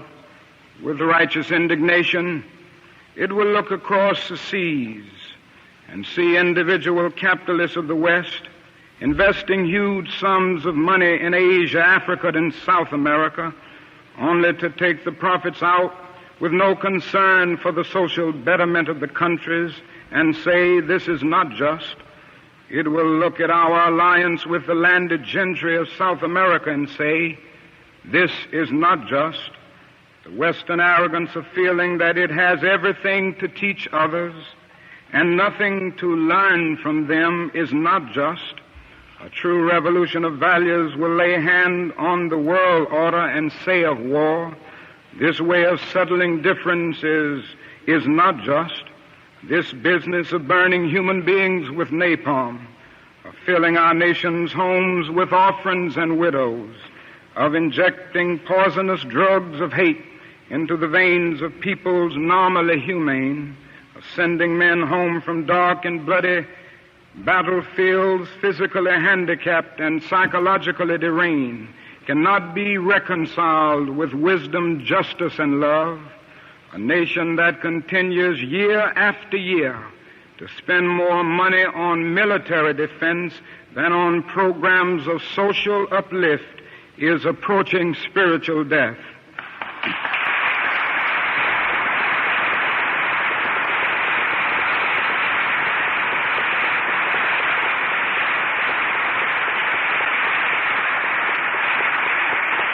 America, the richest and most powerful nation in the world, can well lead the way in this revolution of values. That is nothing except a tragic death wish to prevent us from reordering our priorities so that the pursuit of peace will take precedence over the pursuit of war.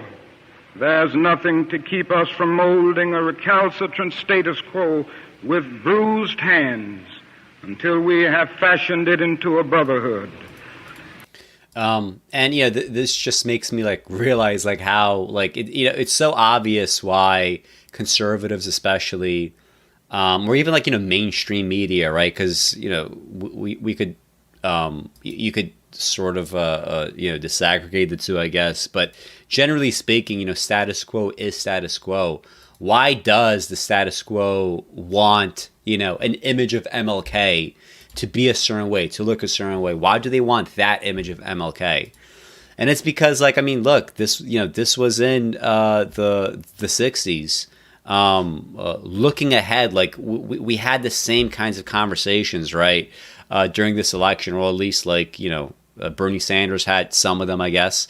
Others had some of them, but we still keep talking about how much money is spent on the military and these dumbass adventures abroad. We still talk about why do the police forces have so much money, whereas things that would actually help us prevent the necessity, right, for some of that police force, not all of it, but some of it, that doesn't get funded. I mean, this is really you could see exactly why people were so upset. And when we go read some of these newspaper accounts, just think about it, what are they upset with exactly? Is there some kind of material disconnect between what the media elites want? Because remember, the kind of liberal elite media that we sort of think of today, all that came from around this time period. It came from JFK, and it came from LBJ, right? They set up much of that funding, and also they had a kind of revolving door, right, of people going back and forth. So when we ask questions of why is the mainstream media so lame? Why does it behave a certain way? Why does it privilege certain narratives over others? And we have an explanation right here, right? We have it just in this speech, right? Which is why it's so exciting to see something from 1967 that is so obviously relevant to today. And the reason why conservatives and others want to focus so much on things black people finally got their rights, right? They have most of their legal due, so that should be enough, right? It's so easy to do that because it's very safe, right, to go back in time and say, well, I would never behave like the white people during segregation, right? I'd never be a supporter of Jim Crow. Of course, black people should have rights, right? That's very easy to say. But now, when we talk about things that has, material benefits to you, right, especially to conservatives, these kinds of conversations, suddenly it's damaging. Suddenly the stakes are very, very different, right? You could point to black people and say they mostly have, right, to the extent that they're not actually disenfranchised, they mostly have their legal rights. But all this other stuff, we can't say that it has changed. It has not changed, right? Substantively, it has not changed. We have only sort of dialed down the temperature, right, a little bit on well, not a little bit, right? It has actually honestly gotten better, but we have turned down the temperature on the carnage, all right? But that's never going to be enough, and that's definitely not going to be enough for things like saving one's soul, right? To use MLK terminology. These are days which demand wise restraint and calm reasonableness. These are revolutionary times. All over the globe, men are revolting against old systems of exploitation and oppression.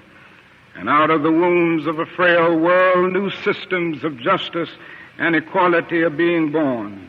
The shirtless and barefoot people of the land are rising up as never before. The people who sat in darkness have seen a great light. We in the West must support these revolutions.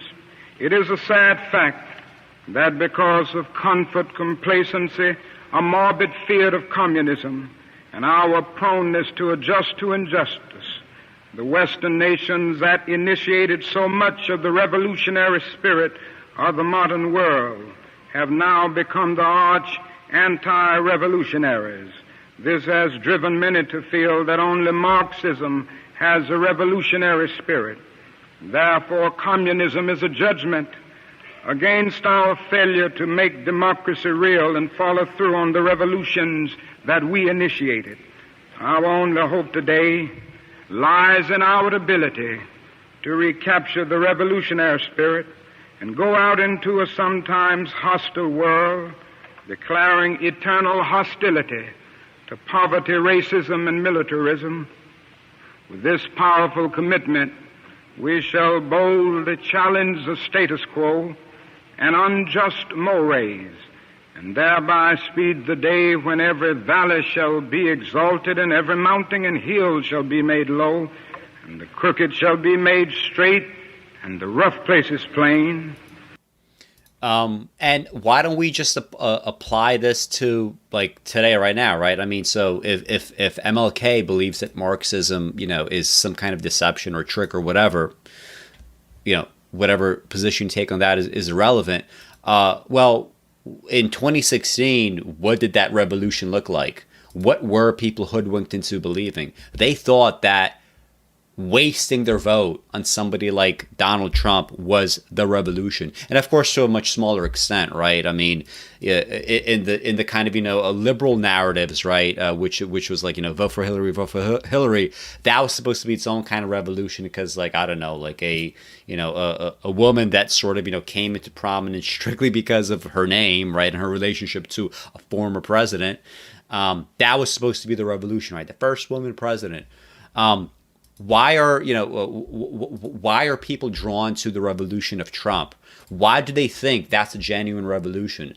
If MLK is asking this about Marxism, we could just as easily ask this about 2016, right? So when he says, therefore, communism is a judgment against our failure to make democracy real and follow through in the revolutions that we initiated, well, Trumpism is a judgment against our failure to make democracy real and follow through on the revolutions that we initiated, right? It's still the same, right? It doesn't matter that we're talking about domestic issues as opposed to international relations, right? I mean, it's the same kind of idea, right? You have to keep asking that question of yourself. A genuine revolution of values means, in the final analysis, that our loyalties must become ecumenical rather than sectional. Every nation must now develop an overriding loyalty to mankind as a whole in order to preserve the best in their individual societies. This call for worldwide fellowship that lifts neighborly concern beyond one's tribe, race, class, and nation is in reality a call for an all-embracing and unconditional love for all mankind. This oft misunderstood, this oft misinterpreted concept, so readily dismissed by the Nietzsches of the world as a weak and cowardly force, has now become an absolute necessity for the survival of man. When I speak of love, I'm not speaking of some sentimental and weak response. I'm not speaking of that force which is just emotional bosh. I'm speaking of that force which all of the great religions have seen as the supreme unifying principle of life. Love is somehow the key that unlocks the door which leads to ultimate reality. This Hindu, Muslim, Christian, Jewish, Buddhist belief about ultimate reality is beautifully summed up in the first epistle of St. John. Let us love one another, for love is God, and every one that loveth is born of God and knoweth God. He that loveth not knoweth not God, for God is love. If we love one another, God dwelleth in us, and His love is perfected in us. Let us hope that this spirit will become the order of the day. We can no longer afford to worship the god of hate, or bow before the altar of retaliation. The oceans of history are made turbulent by the ever-rising tides of hate. History is cluttered with the records of nations and individuals that pursued this self-defeating path of hate. As Arnold Toynbee says, love is the ultimate force that makes for the saving choice of life and good against the damning choice of death and evil. Therefore, the first hope in our inventory must be the hope that love is going to have the last word, unquote. We are now faced with the fact, my friends, that tomorrow is today.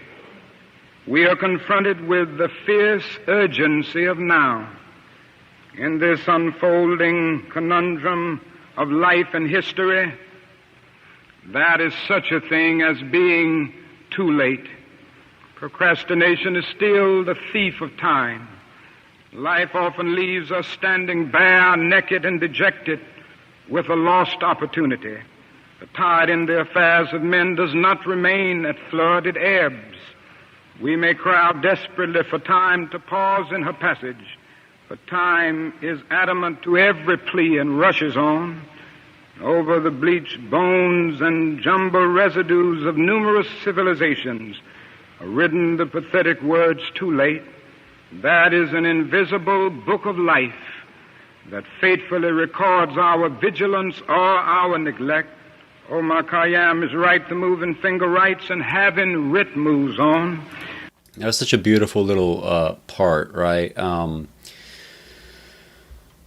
Over the bleached bones and jumbled residues of numerous civilizations are written the pathetic words, too late, right? And then this kind of abstraction, right? And it pays to pay attention to like the rhetorical flourishes, right? Because I mean, he was one of the best at this sort of thing. Then suddenly gets kind of turned around, right? And this thing that's an abstraction, now you have to contend with yourself. Now the onus is on you. There is an invisible book of life that faithfully records our vigilance or our neglect, right? I mean, don't you have examples of this in your life, right? Times that you've been vigilant, times that you've been neglectful of that life, and knowing that there is something there, right? I always like to assume, like, you know, imagine there's somebody out there kind of recording your thoughts, your words, your actions day to day. You know, how would you behave differently? Would you be ashamed? All right. In the same way, like, I guess it's like I'm updating to like Nietzsche's demon, right? Like thought experiment, right? It's the same kind of idea. We still have a choice today: nonviolent coexistence or violent co-annihilation. We must move past indecision to action. We must find new ways to speak for peace in Vietnam and justice throughout the developing world, a world that borders on our doors. If we do not act, we shall surely be dragged down the long, dark, and shameful corridors of time, reserved for those who possess power without compassion, might without morality, and strength without sight. Now let us begin. Now let us rededicate ourselves to the long and bitter but beautiful struggle for a new world. This is the calling of the sons of God, and our brothers wait eagerly for our response. Shall we say the odds are too great? Shall we tell them the struggle is too hard? Will our message be that the forces of American life militate against their rival as full men, and we send our deepest regrets? Or will there be another message of longing, of hope, of solidarity with their yearnings, of commitment to their cause, whatever the cost? The choice is ours, and though we might prefer it otherwise, we must choose in this crucial moment of human history. As that noble bard of yesterday, James Russell Lowell, eloquently stated, once to every man and nation comes a moment to decide. in the strife of truth and falsehood for the good or evil side, some great cause, God's new Messiah, often eats the gloom of blight, and the choice goes by forever twixt that darkness and that light. Though the cause of evil prosper, yet 'tis truth alone is strong. Though her portion be the scaffold, and upon the throne be wrong, yet that scaffold sways the future, and behind the dim unknown standeth God within the shadow, keeping watch above His own. And if we will only make the right choice, we will be able to transform this pending cosmic elegy into a creative psalm of peace.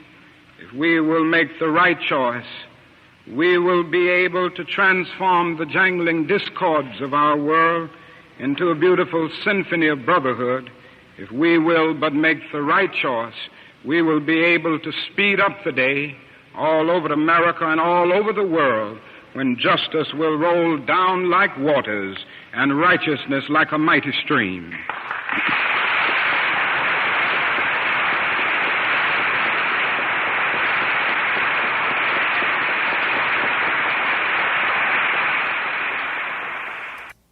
So that is the speech. It is a memorable one, like other ones. So if it's less popular to you, right? If you've never heard this before, ask yourself why. Why is that? Is that really by chance that the only thing we know is I have a dream? Did somebody make things fall out in just that way? Or is it all, by happenstance, right? So, and of course, my argument is that it's not by happenstance, and we have bits of evidence for this, right? So, just kind of gauging the media response after this happened, like hundreds of newspapers just condemned Martin Luther King for this speech. So this is just like what was like a few days, was like April 4th. So this is just a few days. The New York Times decides to write about this speech, right? And this is what was said. So first, it's titled Dr. King's Error. In recent speeches and statements, the Reverend Dr. Martin Luther King Jr. has linked his personal opposition to the war in Vietnam with the cause of Negro equality in the United States. Okay, so first sentence has linked his personal opposition, right? As if like this is just like a fucking opinion. As if like the entire world wasn't watching this and saying, what the fuck are you doing? As if in 2003, the entire world wasn't looking at America asking, what the fuck are you doing? This wasn't a personal opposition, right, to the war in Vietnam. This was voiced by, it wasn't yet so popular. This is true. It was popular amongst some liberal circles, obviously, right? There was a robust anti-war movement at the time. But the fact that it's so like you could imagine like a modern fucking slime ball, like writing about, I don't know, like somebody like Bernie Sanders or, anybody that's like on the outs, like, if you hate Bernie, whatever, anybody that's on the outs, like narrative wise, media wise. And you could imagine this like really like, a subtle little dig, right? Like a personal opposition. Bernie Sanders' personal opposition to poverty, right? Bernie Sanders' personal opposition to medical debt, right? To the cause of like, I don't know, democracy, right? As if the two can be separated. The war, he argues, should be stopped not only because it is a futile war waged for the wrong ends, but also because it is a barrier to social progress in this country and therefore prevents Negroes from achieving their just place in American life. This is the fusing of two public problems that are distinct and separate, right? And you could imagine like one of these modern day libs, right, that write for newspapers, that have podcasts. I can imagine like, somebody like an Ezra Klein, although I probably think more highly of Ezra Klein than maybe the majority of people that are roughly in my political compass. I I could imagine him writing something, like this, right? This kind of like really kind of geeky insistence that actually, let's keep things separate. Let's not make these kinds of, they would, maybe call them like lazy conflations. And say that because like, he's done kind of like similar things in the past that I could point out. But it's one of these like, all knowing, notice how like MLK says that, knowledge is imperfect and we have to sort of make do with what we have best. And here's the opposite of that. Here's like, we exactly know what the reality is. And let's actually berate MLK for taking this position. So this is the fusing of two public problems that are distinct and separate. By drawing them together, Dr. King has done a disservice to both. The moral issues in Vietnam are less clear-cut than he suggests. Okay, so now we finally get it, right? Now we get it. And you see the same thing on, like Twitter now, for example, where people seem to be like making arguments about like, oh, this is just like, I'm going to be making an argument about methodology. I'm making an argument about, like something that's more technical. My actual views on this are like, I'm anti-war, I'm anti-this, I'm anti-that. So don't worry about me, guys. I'm safe. But really, as these like tweets or essays go on, you sort of see a revelation, right? We know that the person writing this, like, maybe maybe in the first paragraph, you could sort of like assume that, well, maybe I'm not sure who wrote this. Let's just say this guy, right? I assume this is a male. This guy has like some plausible deniability that he's pro-war. Now, by the time we get to the second paragraph, all that is completely fucking given up, right? He's, just think about how egregious and monstrous this sounds to us today, because we don't have like just like this would have sounded egregious and monstrous to me in like 2003 about the Iraq War, right? Because I had that information then, and it would sound to us the same way now. But this was considered normal, like moral reasoning. The moral issues in Vietnam are less clear cut than he suggests. Like, think about that. Like liberals were arguing this, right? Just like liberals were arguing for the Iraq War. Like this is a time honored kind of thing to do, because I mean, look, like if you're a liberal like working for the New York Times and you're writing for the New York Times, it's very nice to, on the one hand, have total like support, from the regime, whatever regime is in power, right? By you saying completely asinine fucking things like, this is not so black and white as you say, Dr. King. But on the other hand, you also have like, a liberal readership, right? You have a bunch of people reading your newspaper that are really into civil rights, right? Because they're somewhat lower stakes in something like the war in Vietnam. And because of that, you could feel good about, hey, I'm not a bad person. I'm going to say that the moral issues in Vietnam are less clear-cut than he suggests. But look, I am for, resolving the Negro question in an equitable fashion and doing so quickly. Right? Just like we had a bunch of people, booing Michael Moore for saying that the war is bullshit in 2004, that are then saying, but you know what? We're actually good people because we're against the NRA and we're against like, school shootings. But anything that's higher stakes, we're just going to pretend like it doesn't exist. Right. So just always keep that in mind. Like liberals always have those motivations. Right. There's always this sense of like extreme personal guilt because most liberals are going to be wealthier than the average person, more educated. Right. They feel like what they have is in some way unearned, even if they argue against that publicly. So latching on to the NRA question or the Negro question or whatever other, thing that is like of the time, that feels nice, but watch what they do when it comes to everything that's higher stakes. The moral issues in Vietnam are less clear-cut than he suggests. The political strategy of uniting the peace movement and the civil rights movement could very well be disastrous for both causes. Now, that part might be correct. That part might be true. I mean, he did lose... MLK did lose support, right, for taking these positions. This is true. But let's not pretend that he's just making a purely technical argument here. We know exactly what the motivation is. It's this. It's the moral issues in Vietnam are less clear-cut than he suggests. It's not so bad, guys. I'm a fan of Lyndon B. Johnson. And, of course, if Lyndon B. Johnson supports it, no way could it be wrong. Like I know people that are anti-war, right? But they're okay with the Syria intervention and they're okay with Libya because Democrats did it, right? So this is how most people operate. Because American Negroes are a minority and have to overcome unique handicaps of racial antipathy and prolonged deprivation, he feels fucking good writing this sentence, right? He feels good about himself morally. They have a hard time in gaining their objectives even when their grievances are self-evident and their claims are indisputably just. He feels so fucking good about this, right? He's like, you can't fucking call me a moral monster from what I'm saying about Vietnam. I'm saying that the Negro problem has claims that are indisputably just. You can't say that about me. Who the fuck are you? I write for the New York Times. Who are you?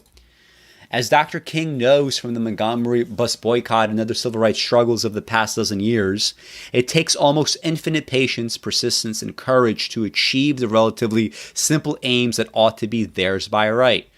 It's just like this, like fucking condescension. Like I just can't handle it. It's just it's funny reading it now because like we know what the game is about, but did they know what the game was about in 1967? Did the people that vote for Biden know what the game was about in 2020?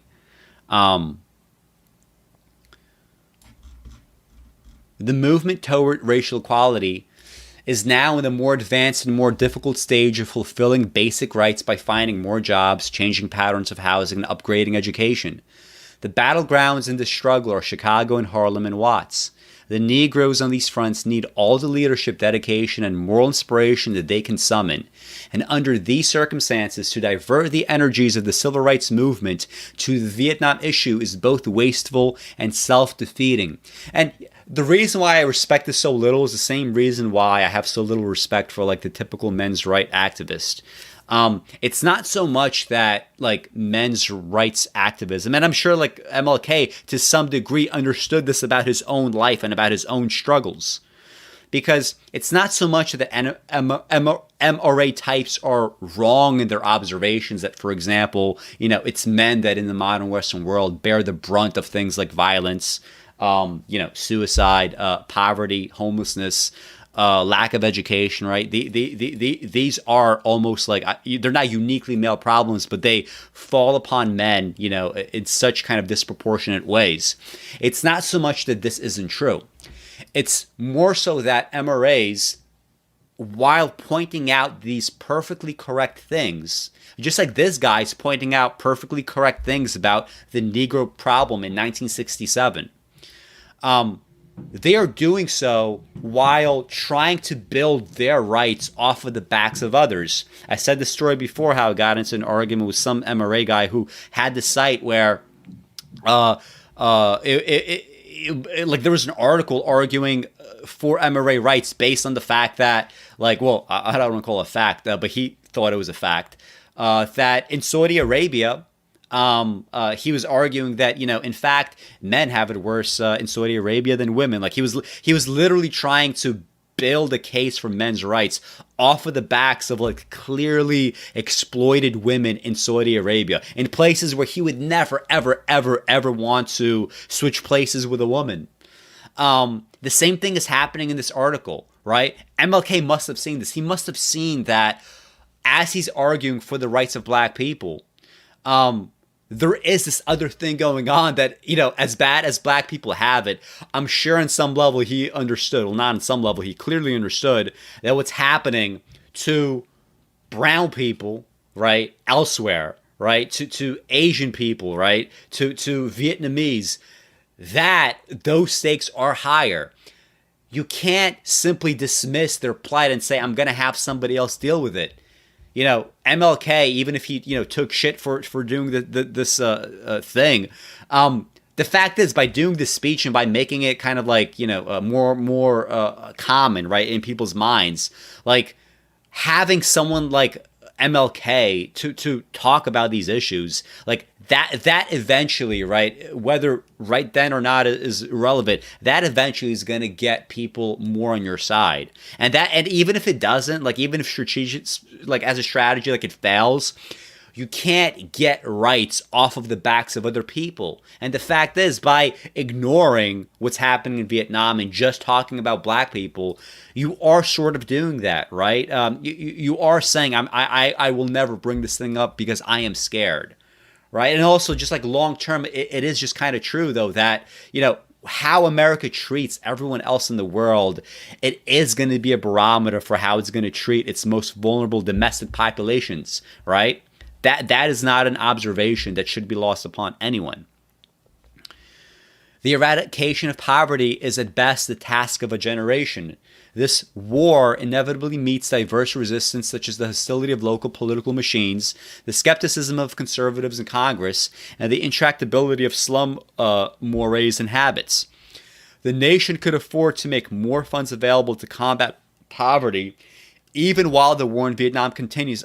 Bullshit. We know that's not true. We know that's not true because we now have modern looks into this. So we have modern views into the inflows and outflows of funds. And we know for a fact that if you fund something like a war in the 60s or the 70s or the 80s or the 90s, things are different now, fine. But back then, that was seen by the donor class as, okay, if you want to do this fucking thing, you're going to have to cut some spending, right? This was considered normal. So no, bullshit. You cannot have a war in Vietnam and a funding of anti-poverty programs in 1967. It's not going to happen, and it didn't happen. We know it didn't happen. So just on a factual basis, this is bullshit. Furthermore, Dr. King can only antagonize opinion in this country instead of winning recruits to the peace movement by recklessly comparing American military methods to those of the Nazis, testing, quote, new medicine and new tortures in the concentration camps of Europe. I mean, what the fuck? Like wasn't Agent Orange one of these tests, right? And even if you say like, oh shit, we didn't know. Sorry, guys. Well, if you didn't know, and now we know the effects of Agent Orange, why is America continually blocking and denying reparations for the people that are most affected to this day? Right? If you were to say, oops, my bad, well, okay, what about the reparations? Are you going to have any reparations? Is that going to be part of it at all? Because if it's not, all this like lib bullshit, all this like fucking virtue signaling, it doesn't mean anything, does it? Right? Because these are Nazi tortures and these are Nazi methods. If you look at the massacres, are those not Nazi-like massacres? My Lai, and also like of course the guy that he said he was ordered to do what he did in these massacres. So he eventually gets his sentence commuted, and not commuted. He only serves like 2 or 3 years, and then the guy that he accused of actually like being the one to direct everyone to do the My Lai massacre, that person also is like found not guilty. So there's like no accountability for anything, and liberals just historically have been okay with that. The facts are harsh, but they do not justify such slander. Yes, they do. Like literally, there's as much justification for Hitler doing the Holocaust or invading countries in Europe as America has for invading Vietnam. There's literally no difference, right? So again, let's go back to this liberal mentality, right? The facts are harsh, but they do not justify such slander. Why not? What exactly are you trying to protect? Think about what the stakes are when it comes to anti-war. When you really, really, come out and it's 67. It's not very controversial to take the kinds of positions that are being taken, like in the New York Times. Like, yes, segregation is bad. Yes, we need to continually, expand the vote to black people. We need to do anti-poverty programs. We know that to be true because Lyndon B. Johnson, he would go on TV and he would say, we're doing this desegregation, we're doing that, and we are sending federal troops. And if you guys want to act up, like we're gonna, you're gonna have to face that, right? You're going to face the threat of force. So you have literally the entire country behind you. If we could say Lyndon B. Johnson is the country, and he is obviously the central power, but Vietnam, no. You don't want to make enemies, right, with Lyndon B. Johnson. You don't make enemies of the state by talking about that status quo, right? So just like people have to be fucking dragged into like doing the right thing, right? Whether it's like, voting third party or whatever, like liberals, like they had to be dragged on Vietnam. They just had to be, because look, we have it right here. We have evidence of this, and we're going to have more evidence of it when we look at all the other little articles. Furthermore, it is possible to disagree with many aspects of the United States policy in Vietnam without whitewashing Hanoi. Does he whitewash Hanoi? Like, that's literally false, right? That is literally false, right? That is literally false. What Hanoi does or doesn't do, that's fucking irrelevant, right? And in fact, if you do believe that they are so bad and the communists are so bad, well, the best thing that you could do in that situation is maybe get out of that situation so that you're not just upping the ante and causing more deaths on both sides. Because yes, there were plenty of massacres also carried out by communists against civilians. That also happened. But let's now lose track of what's actually happening. As an individual, Dr. King has the right and even the moral obligation to explore the ethical implications of the war in Vietnam, but just not in the way that he did it, right? But as one of the most respected leaders of the civil rights movement, he has an equally weighty obligation to direct that movement's efforts in the most constructive and relevant way. There are no simple or easy answers to the war in Vietnam. No, there are, just like there are simple and easy answers to Israel and Palestine. Even if you don't want to hear those answers, it doesn't mean that they're not simple and not easy. They are. You just don't want to hear them. Linking these hard, complex problems will lead not to solutions, but to deeper confusion. I mean, this guy is so fucking confused. The fact that he could point to someone else is confused. Let's look at these other confusions. Like, all this is just confusion after confusion. Strange logic on civil rights. Let's just read this quickly. Strange logic has gripped Reverend Dr. Martin Luther King Jr. Because he threatened to organize, quote, civil disobedience demonstrations as a form of protest against the United States government. He is disappointed because he thinks racism and militarism have become so interrelated that it will require activists working for peace to restore momentum to civil rights demands. All right, whatever.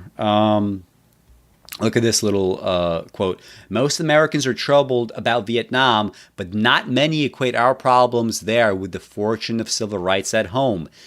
In doing so, Dr. King's pontifical criticisms display shocking misunderstanding of the size and complexity of the global human problem and American responsibility in it.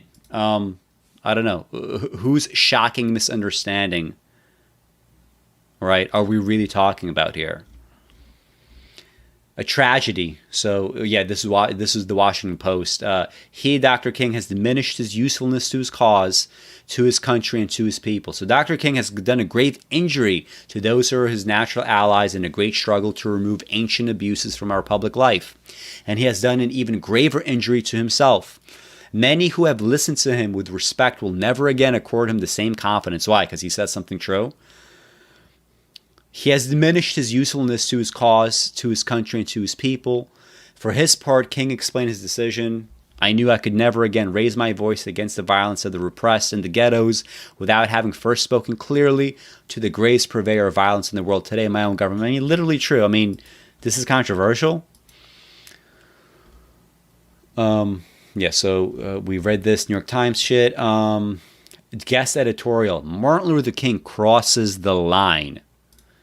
The unctuous, oh my goodness, the fact that this adjective was used, the unctuous Reverend Martin Luther King Jr., this is literally what like Stormfront.org would say about MLK right now.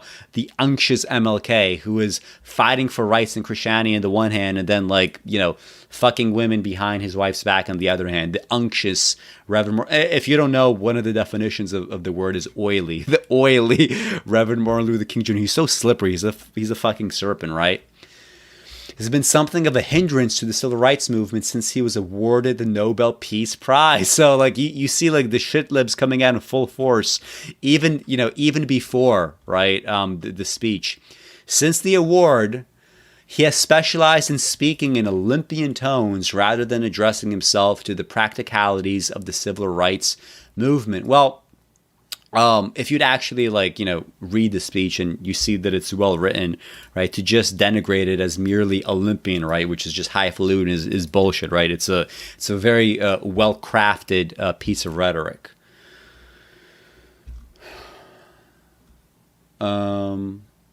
Of all the mishaps and mistakes of the civil rights movements in the past few months, none is more monumentally mistaken than the judgment of MLK that the big thing now holding back the progress of civil rights is the war in Vietnam. I mean, look, an imperial technicality, maybe this guy's right, but to go full hog, and moralize about this shit, when you have literally millions of people that will eventually die, it's just, fuck you and fuck off.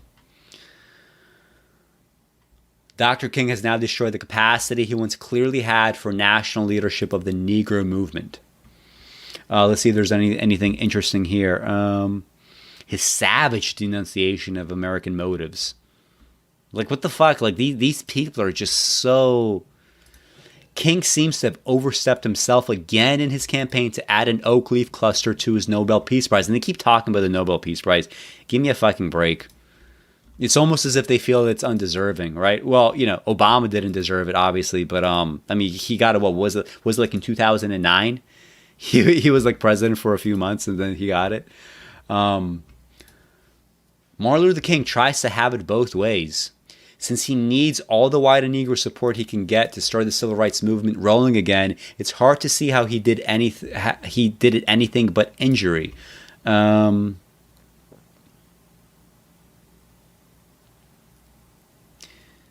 Okay, so one of the fucking complaints. But he never once in the 40 pages mentioned the violence or viciousness of the Viet Cong against their own people in South Vietnam because it doesn't fucking matter. Okay? Because it doesn't matter. How do people not... But, nobody... any time there's your country's in the middle of war, watch what the liberals say and do. Right? They're always going to be whitewashing it. They just will. We respect the stand of Reverend Martin Luther King and civil rights, but it seems to us that he is walking in waters that are over his head when he discusses foreign policy. Think about it. Think about how in 1967, think about how crazy it sounds to us now, over 50 years later now, that you could say that in saying that the Vietnam War is clearly and morally wrong and patently jingoistic war of imperial aggression. Think about how that very, very obvious fucking statement, so obvious today, that someone could think of that in 1967 and conclude that he is walking waters that are over his head when he discusses foreign policy. It's so complicated, right? Israel-Palestine, so complicated, right? Do you know Arabic? Do you know Hebrew? Do you know Greek? Do you know Latin? If not, please don't say anything about Israel and Palestine. Mr. King's Beyond Vietnam speech was, quote, demagogic slander that sounded like a script for Radio Hanoi. That was slander, right? Imperial War, that was slander. All right? Back to 2005. So you're saying the Iraq War was bullshit? What I did there was bullshit? Get the fuck away from me. Get away from me.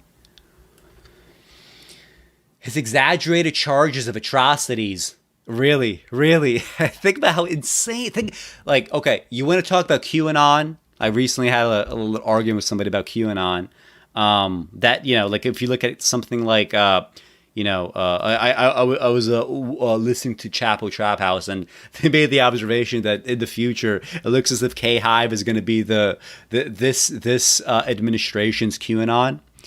And it's true that K-Hive conspiracy theories are not necessarily on the level of psychosis of the QAnon conspiracy theories, but on some level, right? When you really think about it, when you talk about two things that are just literally just not fucking true, it's a pointless kind of distinction to make.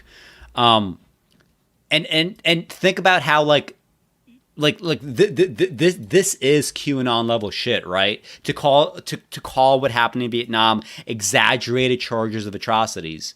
Everything that we know now, we know that this to be the case.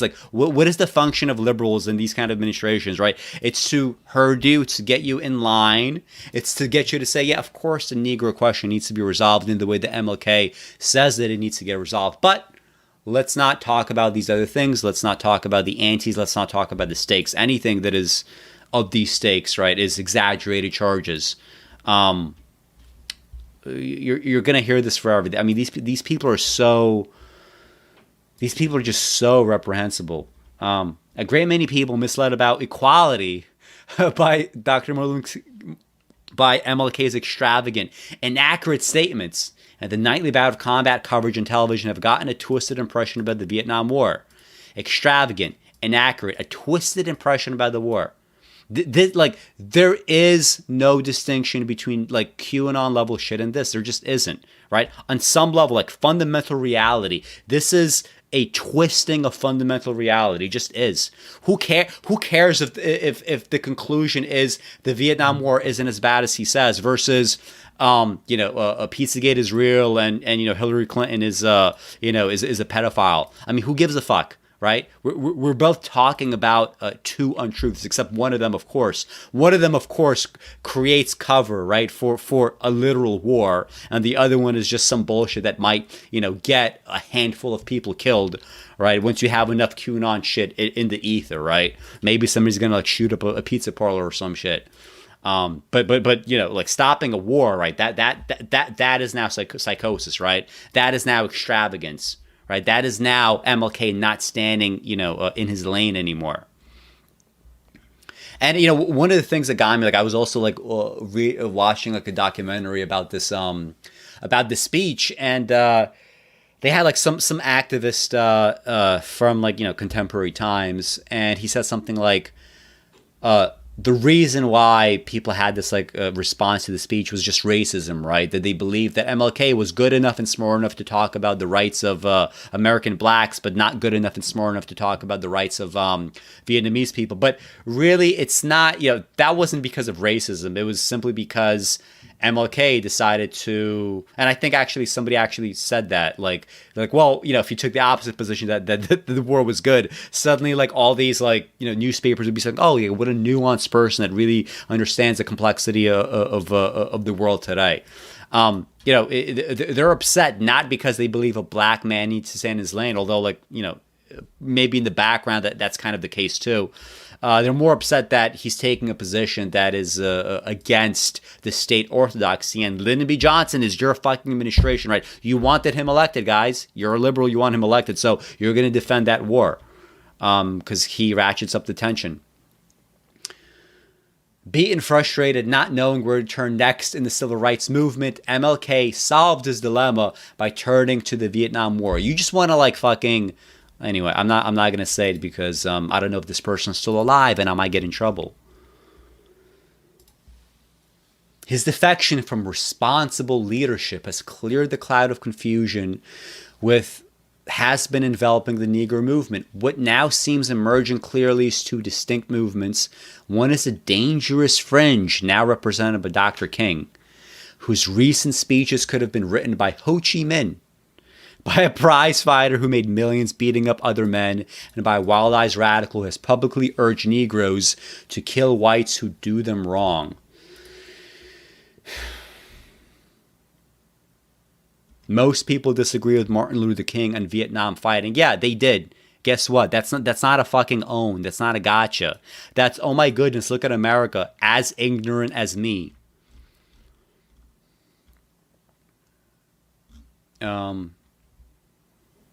Civil rights leaders reaching far to attack. This is the Associated Press. Like especially over the last like few years, like I normally don't want to read stuff like Guardian, CNN. I don't do that. Like I just sort of stick to like AP, Reuters. But AP has gotten really fucking annoying, and I guess it's always been really annoying. Oh, actually, wait. What is North Adams Transfer? Maybe that was the actual newspaper, and AP just collated the wires, which is what they still do a lot of times. Well, maybe I'm wrong. Associated Press news analyst. Give me a break. All these shit libs. And I say this as a shit lib. I am in many ways a shit lib, but I'm not this shit lib. I'm not like this. MLK's tragic decision. Anyway, I mean, you get the point, guys. So I'm gonna take a little break. So let me see if there's any comments here. If not, I'm gonna. We're going to move on to James Baldwin, which is probably going to be my favorite part of all this. see what we got. Okay, so nothing yet. So listen, if you're watching, if you're new here, please hit like, please subscribe. I do these streams all the time. Take a look at this channel. Tons of hopefully thought-provoking stuff for you to chew on. If you're just tuning in now, if you missed this stream, you could always go back, right, and see what we had. We had the entire speech from MLK against Vietnam. We had the entire transcript here. I was doing a kind of a commentary every couple of paragraphs or so. So anyway, I'm going to take a break here. When I come back, we're going to be doing Notes of a Native Son.